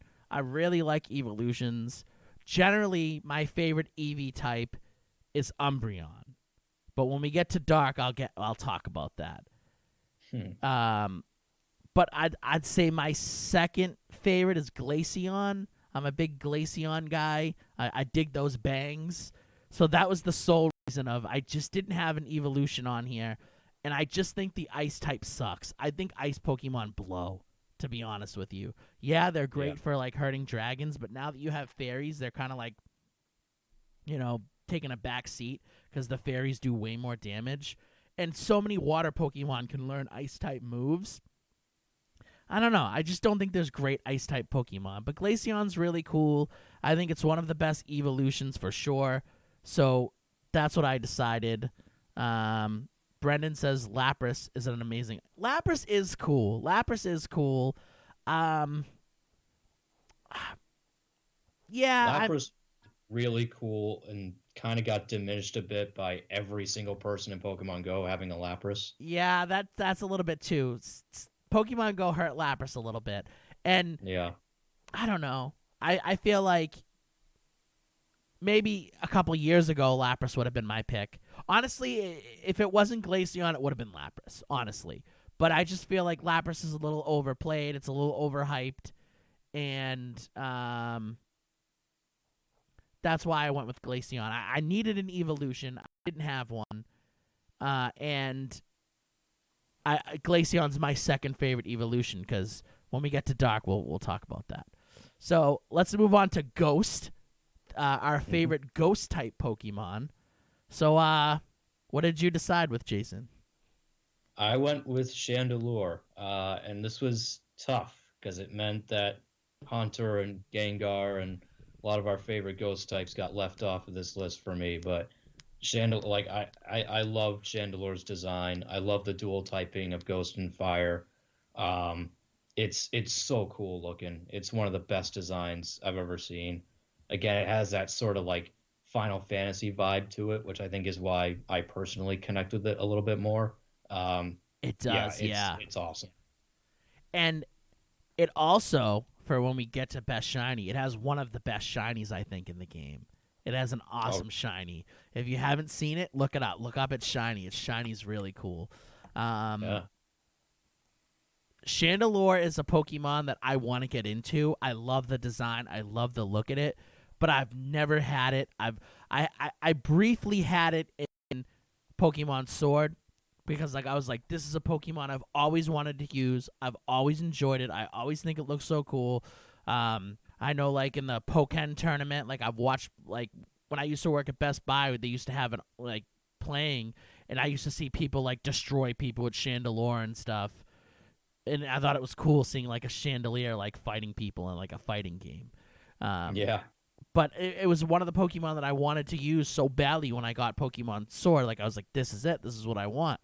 But then, when we get to my Ghost type, I absolutely fell in love with this Pokemon. I think Dragapult is one of the coolest Pokemon of all time, and it's also probably one of my favorite Pokemon of all time in the little bit of time that I've had with it. I just think it's so cool. It's derpy looking, but yet it's menacing at the same time. It basically shoots its first stage form Dreepy from its head like a nuke, and it just looks so cool. It's just like shooting little Dreepies at you from its head. I just think it's one of the coolest things. It's one of the dumbest Pokemon, but it's one of the funniest, and I just love it. Absolutely love it. It's a force. It is a beast in Pokemon Sword and Shield. Dragon Darts is one of the best dragon type moves I've ever seen. But what's cool about it is he's dragon/ghost, which is awesome. And I know the move was out before, but it's my first experience in Pokemon Sword and Shield is Phantom Force, which is basically like Dig but for ghosts. So you disappear real quick and then you pop behind them and you basically like scare them from behind. And it just he just looks so cool doing it. And I don't know. I love it. It's one of my favorite Pokemon. It's like up there is like one of my favorite Pokemon of all time.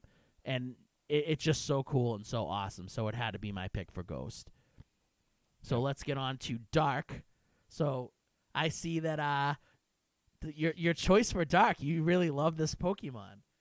Yeah, Grimmsnarl in the Dark category again. And there were some very close seconds. Like Darkrai was a close second.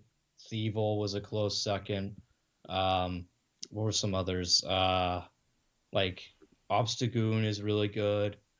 You know, even like Incineroar I considered because he's considered dark. Yeah. I love Grimmsnarl so much that I'm like, you know what?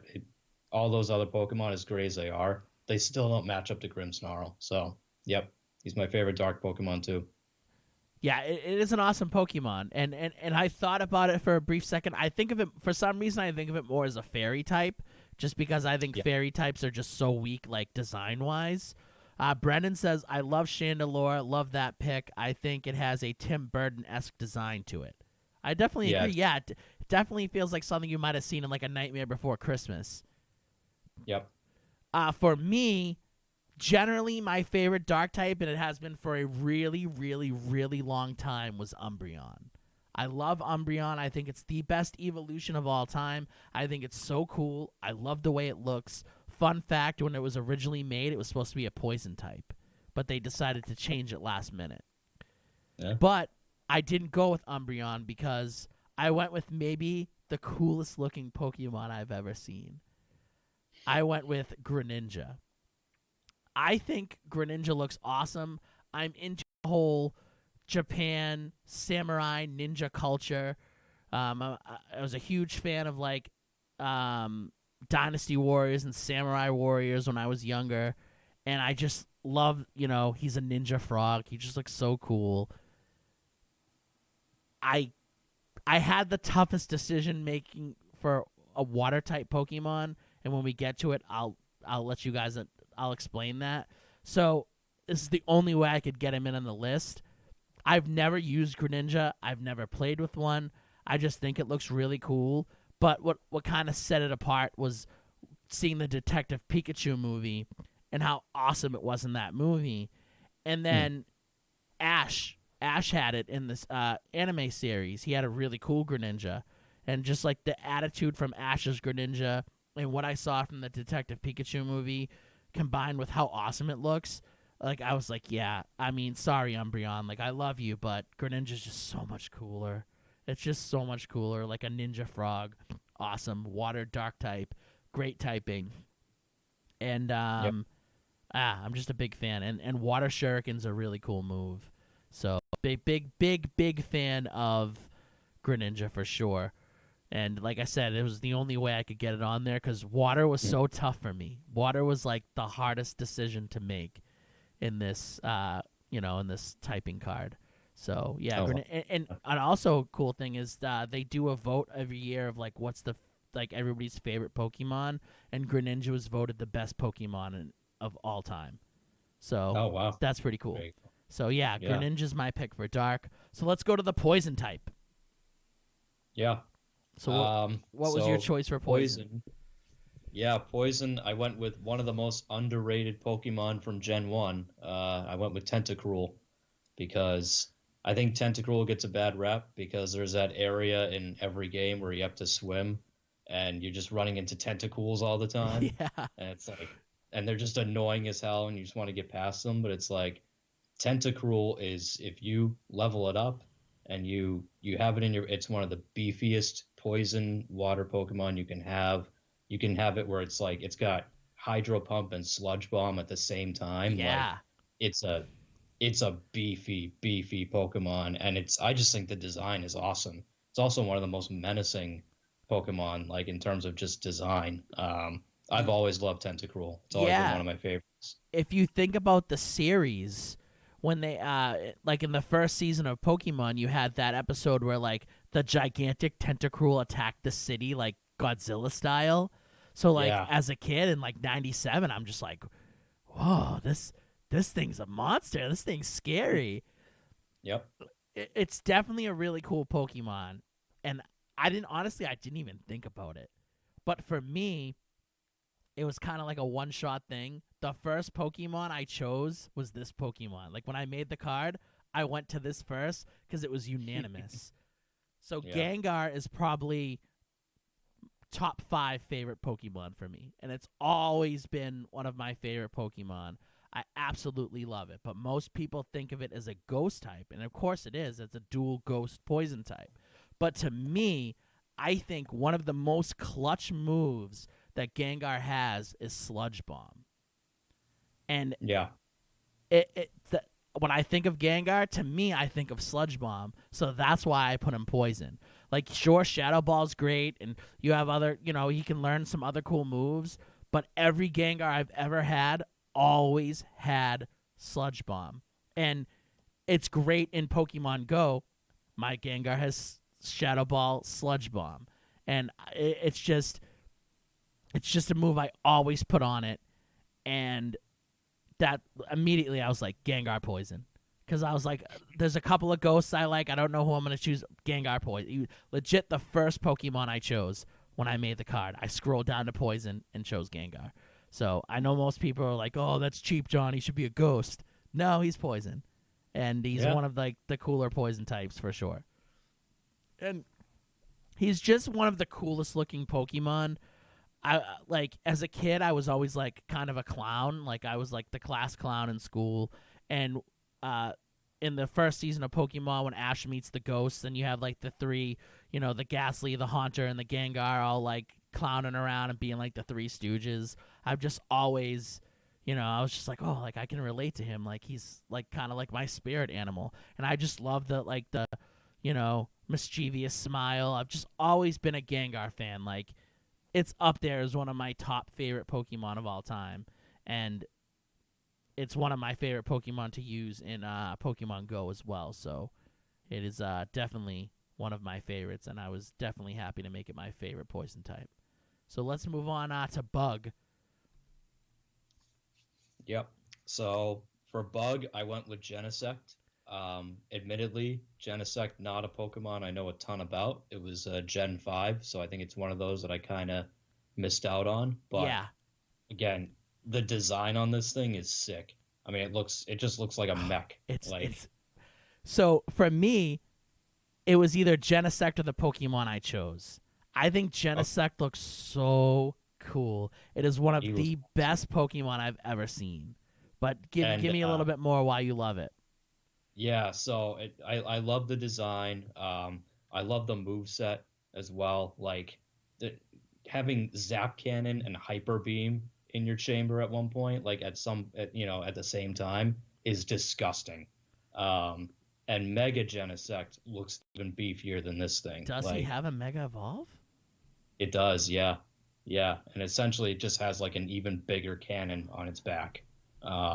It's a sick design. So Genesect, as soon as I saw it, I dove deeper into it, looked at its moveset, looked at everything else, and I'm like, oh yeah, that's definitely the one. Oh. Yeah, I like Genesect a lot. I think it's one of the coolest looking Pokemon. I love the fact that its Techno Cannon can have different styles of like typing. But for me, I had to go with I betrayed one old boy, so I had to go with I actually betrayed two old boys, so I had to go with an old boy in this. Scizor was one of my favorite Pokemon growing up. When I think Gold and Silver, if you want to say Crystal too, are the best Pokemon games ever created. And Scizor was one of the first Pokemon that I fell in love with. Well, one of. I'll get to later on one of that I did fall in love with, but I kind of fell out with. So I was a big Scizor fan. I actually did not like Scyther. I thought Scyther was kind of dumb at first. I have a little bit more respect for Scyther now, but when I was younger, I was like, it can't even like hold anything. It's got Scythers for hand. It's got like Slice for hand. Like this sucks. So I wasn't a big. When I was a kid, I wasn't a fan. I didn't get the whole Scythe hand thing. But Scizor, just like my favorite color is orange. I can dig red too. I'm kind of like an orange-red kind of guy. When I was like really young, my favorite color was green, and then I got into more of an orange-red typing. I love the color of it. I think it's so cool that it's Bug and Steel. It's one of, the first Steel-type Pokemon like to ever exist, to be honest with you. It was that and Steelix, basically. To me, I don't view it as a Steel-type. That's why it's a Bug-type. I mean, it is a Steel type, but to me, I think more of a Bug. I think X-Scissor. I think more of, Bug moves when I use it. I think it's like the supreme Bug type Pokemon beside Genesect. So that and Genesect were like neck and neck for me, and I went with Scizor because of letting down Umbreon and someone else you'll hear later on when I get to it. But I just think Scizor looks so cool. It's one of the best Pokemon I think I've ever seen. And when I was younger, I had a shiny Scizor. So that was it also holds very dear to my heart. It's kind of like a greenish, goldish color in a way. And I've always just been like a really good fan of Scizor. So that was my Bug type. So let's get to flying. Yeah. So flying was tough for me because, and I don't know how you feel about it. I feel like a lot of the flying types just are very similar.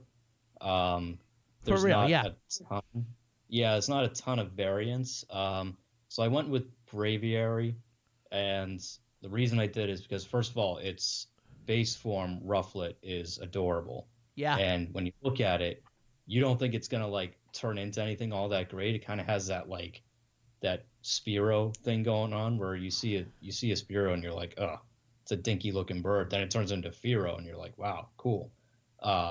Braviary looks awesome. I love the design. And it's got a sick moveset too, like a really nasty moveset once it evolves. So it was a tough category, but I like Braviary a lot.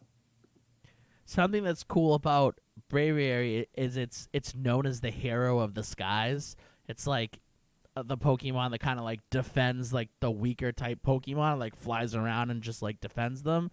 So I think that's really cool. I'm always into like the Pokemon that are like, a defender of others, or like look out, like, try to help the weaker Pokemon and stuff like that. It does have like a cool move set for sure. I think it is a cool looking Pokemon. Me being an Eagles fan, I do enjoy a cool eagle, and there's not too many. I think that's it. Like it's the only eagle Pokemon around. Oh, yeah. For me, I kind of cheated a little bit. So I was thinking the same as you. Like, all the bird Pokemon are kind of like weak. They're that Pokemon you get in the beginning, and for them, generally by the end you trade them out for something cooler. So to me, originally I was like, I'm going to go Staraptor. But then I thought of, when I went to go pick it on the list, I realized that I could pick Charizard. So I was like, Staraptor, you're out of here, dude. So I went with Charizard. Charizard was the first Pokemon I chose when I played Pokemon Blue. I got Blue first. I also got I got all of them, obviously, but I remember I got Blue, and everyone was like, when I was younger, all my friends were like Team Blastoise, and I was like, oh, screw Blastoise, he sucks. Like, I'm going with, Charizard. He looks so cool. So Charizard's one of the best Pokemon. I think it's gotten a little overrated a little bit because Pokemon the Pokemon Company loves Charizard. They love Charizard a little too much. He's in every game. He gets so many different forms. Like, he's getting a little overrated. For a long time, Charizard was my second favorite Pokemon. It's dropped down on the list for sure. But it's definitely my favorite flying Pokemon because I just think so many flying Pokemon are weak. They're lame. Yeah. Besides Staraptor, I think Talonflame's a really cool Pokemon, but I've never used it. So I went with Charizard because it's Charizard. It's one of, like, it sucks that he's not a dragon type. But it is what it is. That's true. So let's get to ground typing. The first really hard choice I had to make. Oh, yeah? Yeah. Okay. So, yeah, I went with Mudsdale. Mudsdale was another one that I ran into thanks to Pokemon Shield. I saw Mudbraze in the wild area right away, and I was like, oh, those look awesome. I really want them. And at the time, they were too leveled up for me, so I couldn't catch them, or else they would kick my ass. So it was like I had to wait a while to be able to catch one, and then I finally did. And I saw its evolved form of Mudsdale, and I'm like, that looks amazing. And that was another one, just like Grimmsnarl, was in my party through the rest of the game, was an absolute force. I love it. I love its design. I love how strong it is. I love the fact that, like, the more hits it takes, the more its defense goes up. Like, it's awesome. Is that like its special ability? I think, yeah, in the game, like, the more damage it takes, its defense goes up every single time or something like that. So I forget exactly what it's called, but it's like something about its resolve or its stamina or something. Yeah, I think it is stamina.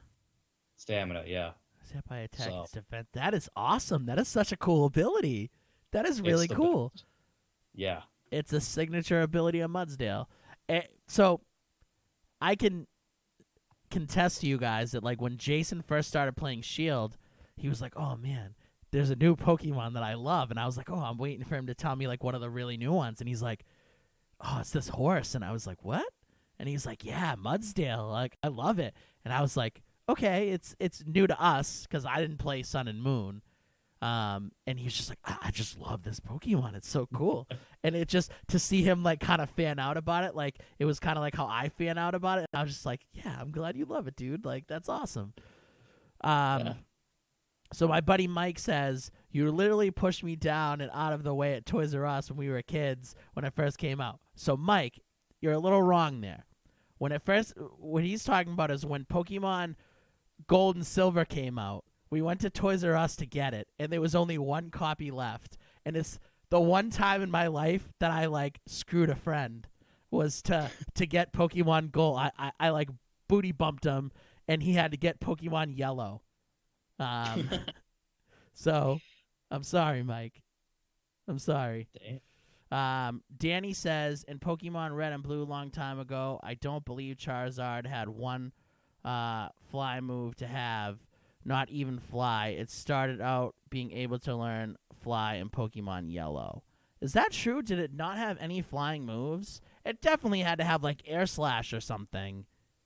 Or maybe Wing Attack. But yeah, it couldn't fly until Yellow, that's for sure. which was dumb. Like, I always want to be like, why can't I just fly on the back of Charizard? Ash can do it. Why can't I? Yeah, but right. I guess we all can't be Ash. So, ground type. My first hard pick. So, Groudon might be my favorite legendary Pokemon. I think it's one of the coolest looking Pokemon I've ever seen. I also have a really good one in Pokemon Go. It's one of my go-to Pokemon in Master League. I absolutely love Groudon. But I didn't know what to do for my water type, and we'll get to that. But my water type could have been my ground type. So it was either Groudon or Swampert for my ground type. And I chose Groudon's pure ground. So I couldn't have put him anywhere else. And it's just like I love, like it's like one of the first Pokemon that I kind of like fanboyed over. So it's just like I really love it, and I had to put it on there. I just had to. I think it's just such a beast. Like it's one of the Pokemon, like I would not want to walk down like a dark alleyway and see Groudon there. I think it'd be a really bad time. So yeah, I had to go with Groudon. I just had to. I fought with myself, but wow. So Brennan says Charizard didn't learn a flying move until Gen 4. Oh wow, that's late. Wow. Yeah. Really? It didn't have wing attack? Are you guys sure? I feel like it had wing attack in Pokemon Red. I'm gonna have to look this up. So Jason, let's go into your rock type while I look up Charizard. Sure. So I went with Aerodactyl for my rock type, which a lot of people might think is sort of a boring choice. I don't think many people are fans of Aerodactyl. I've always loved Aerodactyl.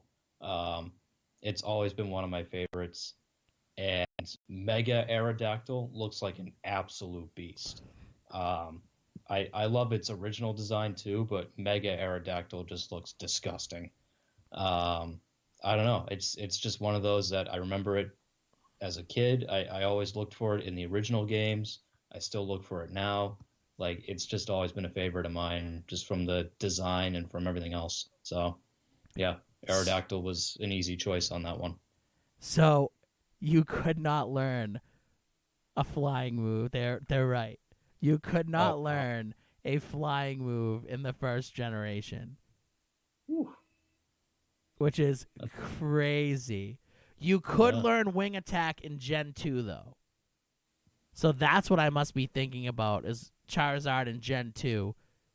Because I remember bringing my Charizard over from my original copy into like my Gold and Silver games. And you could learn wing attack in Generation 2. So that's what I was thinking. But, yeah, that is a little cheap that it did not learn a flying move in Red or Blue. So disappointing, I guess. Let's go to my pick for rock. It was a no question pick. I'm a big Godzilla fan. I think that this is the closest Pokemon to Godzilla in the Pokemon world. I'm a huge Tyranitar fan. It just looks so cool, and I had to pick it.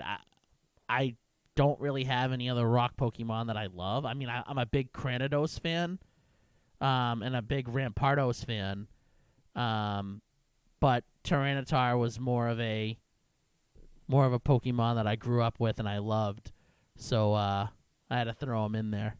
So Tyranitar is my rock. Let's see, we got another comment here. Yeah. Well, yeah. So Charizard could learn wing attack in Generation 2. Wow. Yeah, but I don't know when it could learn fly. I guess not till much later. It's pretty rough. So I don't think it could learn. It couldn't learn fly until I think the 4th generation. So disappointing, but hey, I had to get Charizard in there somehow. Okay. Yeah. Yeah. Let's go into fighting type. All right. So I went a little outside the box for fighting because fighting, I kind of feel the same way I do about flying. Like none of them really impressed me that much. So I went with Marshadow, who's a mythical from Gen 7, and it's a fighting and ghost dual type. Which is such a cool typing. The what? It's such a cool typing. Ghost and fighting. Like, you don't think of that, but it's so cool. I mean, awesome typing, and the design is awesome, too. It's got a great design. If you want to look up an alternate, too, there's Zenith Marshadow, which has a little bit of different coloring, which also looks great. It's got like a green color, right? Like Yeah, Marshadow's awesome. I fell in love with it as soon as I looked at it. It's definitely a really cool Pokemon. I didn't play Sun and Moon, so I have no experience with it, but I want one.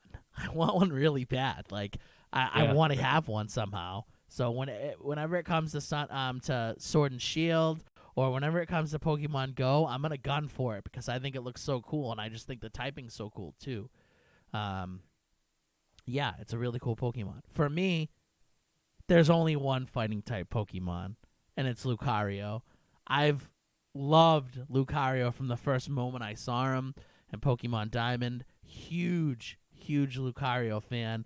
I just think it's one of the coolest looking Pokemon. And currently right now in my Go Battle League team, Lucario is my lead Pokemon, and I've just been tearing it up. Like today I just destroyed people. So I've always been a Lucario fan. To me, it's the quintessential fighting type Pokemon, even though it's weak to fighting types. But I think that gives it more character. Like, it's just really cool. It's the aura Pokemon, so it kind of like it knows its trainer's feelings and stuff. It's just awesome, and I love it. I think it's one of the coolest looking Pokemon. It's one of my top 5 Pokemon, and yeah, it was a no-brainer. Like, Poison Gengar was first, and I went to fighting to Lucario, and my electric type were the first 3 Pokemon that I knew right off the bat. Boom, boom, boom. So let's get to psychic types. So we're in the final row, folks. The final row, the last 6. Yep. So psychic went with kind of a basic one here, but I chose Solgaleo, game mascot for Pokemon Sun. One of my favorite designs of all time. Just an excellent design. It's psychic and steel too, which I think is a really cool typing. Yeah, I've always loved Solgaleo. I've always loved the look at it, and the look of it, and its moveset is disgusting. It's got absolutely disgusting moves all throughout, its evolution. So that was kind of an easy one. It's one of the coolest looking legendaries, I think. And like I said, I'm a slut for box art Pokemon. So it is the box art for Pokemon Sun. So if I played Sun or Moon, I would have chosen that, so I would have it. So it's definitely a cool Pokemon. I love it. I think it looks cool. It's one of the coolest looking lion Pokemon. There's a couple lion Pokemon around, but I think it's like the king of the jungle when it comes to lion type Pokemon. For me, my psychic type was a no-brainer. The Guardian of the Sea, the box art for Pokemon Silver, probably my favorite Pokemon game of all time. I love Lugia. Lugia is amazing. Flying and psychic, you would think it'd be water type, but it's not. It lives in the water, and it's really cool because it's so powerful, but it's so afraid of hurting people that it stays under the depths of the water because it doesn't want to come out and hurt people, which I think is so cool. I've just always loved it. I think it looks really cool. I loved it when it had blue spikes. I loved it when it had black spikes. I loved it when it came back to having blue spikes. I've just always been a Lugia fan, and it was probably the first, legendary that, I loved. Because everyone was like, oh, Ho-Oh, Team Ho-Oh. I remember I was pissed because I had to get Pokemon Gold. Like I told you the story, I knocked my buddy Mike out the way to get, because there was only one copy of Gold. There was no Silver. And Silver was what I wanted. And I was so disappointed that I couldn't get Lugia because I had to get Pokemon Gold. But when I got Silver, Oh yeah. Lugia Yep. is just amazing. Such a cool Pokemon. So let's get to electric typing. Yeah, speaking of Pokemon Gold, I chose Raikou as my electric type. My favorite legendary that you can catch in that game. Between him, Entei, and Suicune, I think Raikou is the best. Has the best design. Just I don't know, it's just awesome all around. I was so pumped when he was the first of the legendaries that I caught in that game, and I've loved him ever since. They're He's also amazing. one of the hardest legendaries to catch because they could run on you, and then you'd have to Yep. find them again. And there wasn't a set place to find them. Once they got released, they just ran around Johto, and you had to be like, all right, when am I gonna find you? And you'd just be walking through the grass, and you'd be like, all right, whatever, crappy Pokemon, please don't hit me. And then you'd walk into it and be like, what? So it was Yeah. it was almost like shiny hunting nowadays, but back then, there wasn't really crazy amounts of shiny hunting. And yeah, it's definitely really cool. For me, it is the quintessential electric Pokemon. It is my favorite electric Pokemon of all time. I think it is one of the coolest looking Pokemon I've ever seen. It's Luxray. Big fan of Luxray. When I think electric Pokemon, I think Luxray. I have a perfect IV one in Pokemon Go. Love it. It's one of the early Pokemon you can get in Diamond and Pearl, and it was one that I rode the whole game.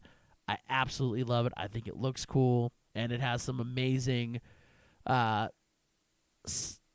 electric type moves. I've always wondered why they didn't. Yeah, thank you. Brendan was actually the person that showed it to me in Pokemon Go. Yeah. And I actually screamed out loud when I found out that it was perfect. But I always thought it should be a dark type too, like a electric dark type. But it's just pure electric, and it was a no-brainer. Like I said, Gengar, Lucario, and Luxray were the first three that I immediately was like, boom, boom, boom. They're hands down no-brainers here. They're some of my favorite Pokemon of all time. So let's get to the normal typing, the typing for my birth month. March, the month I'm born, is normal month, which is a little disappointing to me because I think normal typing kind of sucks. But what did you choose for your normal typing? I went with Kangaskhan, one of my all-time favorites from the very start of the game. He was actually big MVP for me in Let's Go Eevee. Had a Kangaskhan early on, leveled it all the way up, and it was a powerhouse for me all through that game. And I've just always loved that design too. I think it's got the cool name, cool design, and it's a powerhouse. So can't go wrong with that. I think you're one of the only people I know that is a big Kangaskhan fan. But that's cool. That's Really? cool. Yeah, I feel like Kangaskhan's always one of those Pokemon that are just there. I don't know. I've never been a big fan of it. It's just one of those I don't know. It's just there, I guess. And I guess I don't know. The fact that it's a mom, I'm just I don't want this mom. Get out of here. Yeah. But no, I'm not gonna knock you. It's cool. For me, this was the fourth Pokemon I chose on my list. It's the only normal type Pokemon that I think I've ever had on my team. That's a pure just a normal type Pokemon, and that's Ursaring. I think it looks really cool. It's one of the only few bear Pokemon in Pokemon. I'm also a huge Bruins fan. I'm a gigantic Bruins fan. And it kind of reminds me of the Bruins logo. So as a kid, I was a big fan. It was on one of my, it was on my Gen 2 team. It was just one of the best looking Pokemon. I just absolutely love it. And it can learn just an array of really crazy, awesome moves. It can learn Play Rough. It can learn Shadow Claw. It can just Hyper Beam. It can learn so many different things. Close Combat, an array of so many different moves. And it's just such a cool Pokemon, and I just love it. Yeah. So let's get to Water type, the hardest decision I've ever made in my life. So not such a hard decision for me. I went with Sharpedo. Sharpedo's another MVP of mine from Go Battle League for the Great League. I have a really nice Sharpedo that does a ton of damage for me. And I love its design. Mega Sharpedo looks like an absolute savage. It just looks like a mechanized shark, so can't go wrong with that. Its moveset is nasty too. Like it can learn Skull Bash along with a lot of, dark and water moves. Like Sharpedo's awesome. I think he's the coolest water Pokemon there is. So this was hard. This decision took me to like the wire here. So my favorite Pokemon up until maybe the last year was Feraligatr. It was my favorite, probably my favorite starter to have. I absolutely loved it. It was just so cool, so awesome. When I had the little like figures as a kid, I had a little Feraligatr and I used to carry it with me everywhere, and it was just like one of my favorite things ever. And you're thinking, John, that's not Feraligatr there. What's going on? We've just grown apart. We're just, I don't know. I chose Swampert. And the reason I chose Swampert was because I felt Swampert's been like my MVP in Pokemon Go. It's been one of the coolest looking Pokemon in general. I love it. I think Water Ground is such a crazy typing. It is like, in my opinion, the original Mud Boy, even though it's not, but it is to me. And I had to get it in there, and it was really hard to like get rid of Groudon. So my original list was Swampert, Ground, Feraligatr, Water. But then I was like, I'm starting to really fall in love with Inteleon. So then I was like, I don't know. I just don't love, like, if somebody was like, all right, you have one water Pokemon to choose, what would you pick? And Feraligatr's just a normal monotype water. And I don't know. I feel I would go Swampert now. Like, Swampert's just like, we've bonded in Pokemon Go. I have a perfect one in Pokemon Go. It's helped me so much. Like, it also doesn't help that, another Brennan actually gave me my Swampert as well. So he's been hooking me up. And I don't have a good Feraligatr in Pokemon Go, so that's another like part of it. Like, we've just grown apart, and it sucks. Like, it was hard. I didn't want to not pick him because he's been my boy. He's been like my favorite Pokemon, but I think Swampert's the best. I love him. He's one of my favorite Pokemon, and I just think he's the best water type right now until maybe me and Teleon get a little closer. We'll see what happens. So let's get to the fire types. Second to last typing. Yep. So fire type, went back to Gen 1, went back to my roots, and I went with Arcanine. Just always been one of my favorites. I love Growlithe too, and I've always, like, when I played the early games, I always had an Arcanine in my party. He was my fire type the whole time. He's just a big fluffy dog. Yeah. But, like, he's a big fluffy attack dog that can fireball you to death. Like, he's a savage too. So love the design, love everything about him. Always been one of my favorites. The legendary Pokemon. That's what they call him. So yeah. Even though he's not a legendary. I think he was supposed to originally be a legendary, and then they kind of nipped it in the bud. Yeah. But yeah, Arcanine's a really cool Pokemon. For me, I fell in love with this Pokemon. And I fell in love with them the moment I saw them, but I didn't get to use them. I didn't get to play with them. And then when I realized they were in Smash Bros, Smash Ultimate, I got to play with them a little bit, and I got a little bit more love for them. And then now that I have them in Sword and Shield, I have them in Sword, it's become one of my favorite Pokemon of all time. I think Incineroar is one of the coolest looking Pokemon. I'm a big, big wrestling fan, as you guys know, and it is a Pokemon based off wrestling. It is the heel Pokemon. It is based off a heel wrestler, and it's just so cool. It's fire and dark typing, and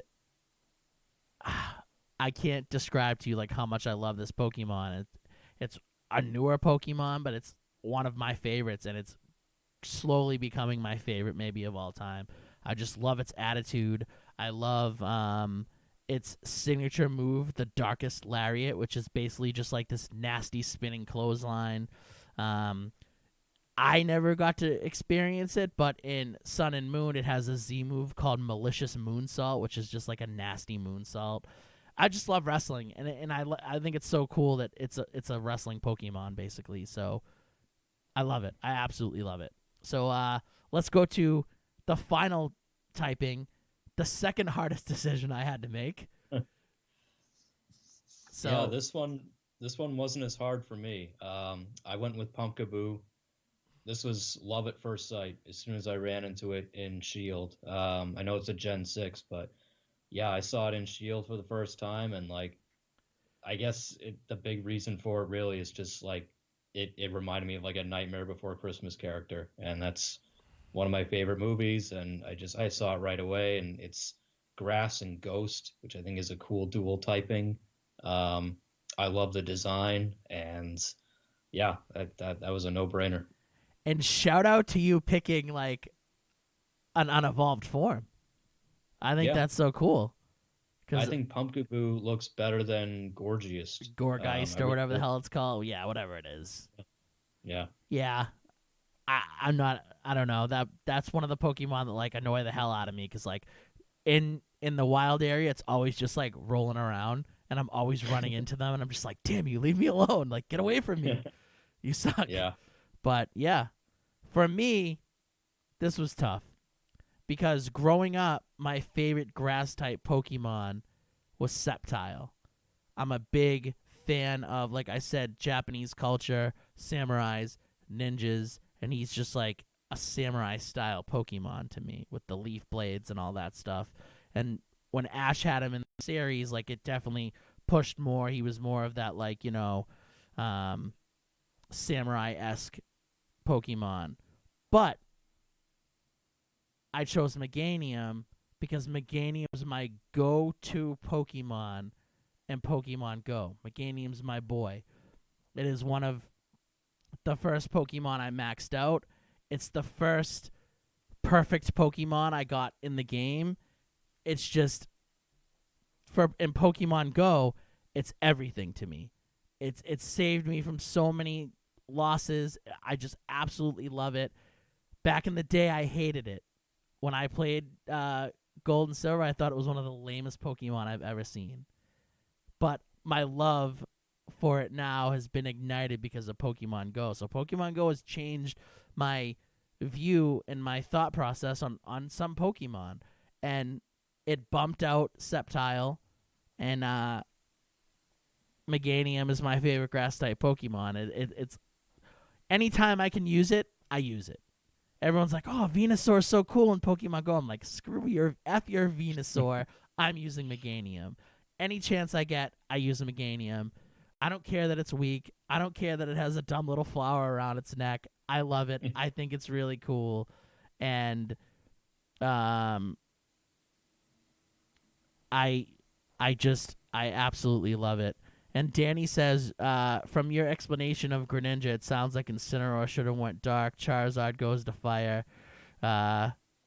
Maybe you're right on that. Maybe it should have been. But I wanted to have my cake and eat it too. I wanted to have my, best of both worlds moment, my Hannah Montana, and have Incineroar and Greninja on the same card. So, yeah, I got a little greedy, I guess. But, yeah, maybe you're right. Maybe Incineroar should have been dark and Charizard should have been fire. But, yeah. But, yeah, Meganium. So, I'm sorry for Alligator. I love you, but I had to take you out back and, I had brutal. to. It was tough. It was tough. It was really tough. I actually have the card made on my phone with Feraligatr in there. And at the last minute, I chose to forsake him. And it's just... I don't use him in Pokemon Go, so it's like he's not in Sword and Shield, and I don't have like a adequate one in Pokemon Go, so I don't use him anymore. So it's like most of all the Pokemon I have here are Pokemon that I readily use in the games I'm playing, and it's just like it sucks. Like for Alligator's, like I still love him, but I don't know. He's just we've grown apart. We've grown apart. That's all. That's fair. So, have you thought about who your favorite shiny is? Because I know who mine is. All right, what's yours? Shiny Ninetales. Shiny Ninetales. So Shiny Ninetales, if you've never seen it, it gets rid of the yellow and it goes to all white, but the tails get these blue tips to them. It's awesome looking. Ninetales is already like a great design, but when it gets shiny, the fact that it goes all white with blue tips is awesome. Yeah, it does look really cool. It almost looks like a purple white, like a tinted, like you know how some girls like nowadays will get like that like platinum hair, but it'll have like a tint of purple in it. It kind of has like a tint. It's white, but it's like a tint of purple white, if that makes sense, with the blue tails. Yeah, that is really, really cool. So for me, I'd say my favorite shiny Pokemon, and this is kind of tough, is probably Shiny Luxray. I think Shiny Luxray looks awesome. It's basically it becomes yellow, where it would be blue, like a vibrant yellow. I love it. I think it's a really cool shiny Pokemon. A close second would be Lucario, though. I'm a big shiny Lucario fan. But yeah, that'd probably be because I don't want to be cheap and because I think like shiny Incineroar looks great because it turns white, and shiny Greninja turns black. But it's like I'm not gonna be cheap. I'll give you shiny ones that I've actually had like before. So yeah, shiny Luxray is my pick for best shiny Pokemon. All right, so that's it. You know our teams. You know what's going on. We made some tough. Brendan says nice shiny choices. We had some tough decisions. We'll post these cards up on Twitter. We'll post them on our Instagrams too, in case like maybe you missed it and you didn't find out. But yeah, a lot of tough decisions. So yeah. But a lot of fun. I think anybody who's a fan of Pokemon should make one of these cards. I think they're so cool. Like to actually go through and decide like who's your favorite Pokemon and stuff. And yeah, it's really cool. Yeah. So definitely. That's going to bring an end to episode 197 of Static Rift here on the Go Network. So if you like what you heard, you can follow us on all the social medias at Static Rift Radio. We do a stream every week, video game stream on Twitch. We're going to have to switch it this week, so it's going to be on Friday again instead of Thursday because I actually have to work late Thursday, so it wouldn't work out for me. But Friday, we're going to hopefully maybe finish Dragon Ball Z Kakarot for now, but I doubt it. I doubt it. Awesome. You beat it? No, I'm just saying, like, we are now past the intermission part, so there's a better chance of it. Yeah, we might. But the Boo Saga is pretty long, but yeah, we're on the Boo Saga, so tune in on Friday night. We'll be playing Dragon Ball Z Kakarot again, hopefully finishing it. We'll see. But yeah, thanks for listening, guys. I hope you enjoyed the wrestling and the Pokemon, and we'll see you soon. So have a good night, everybody. Love you all.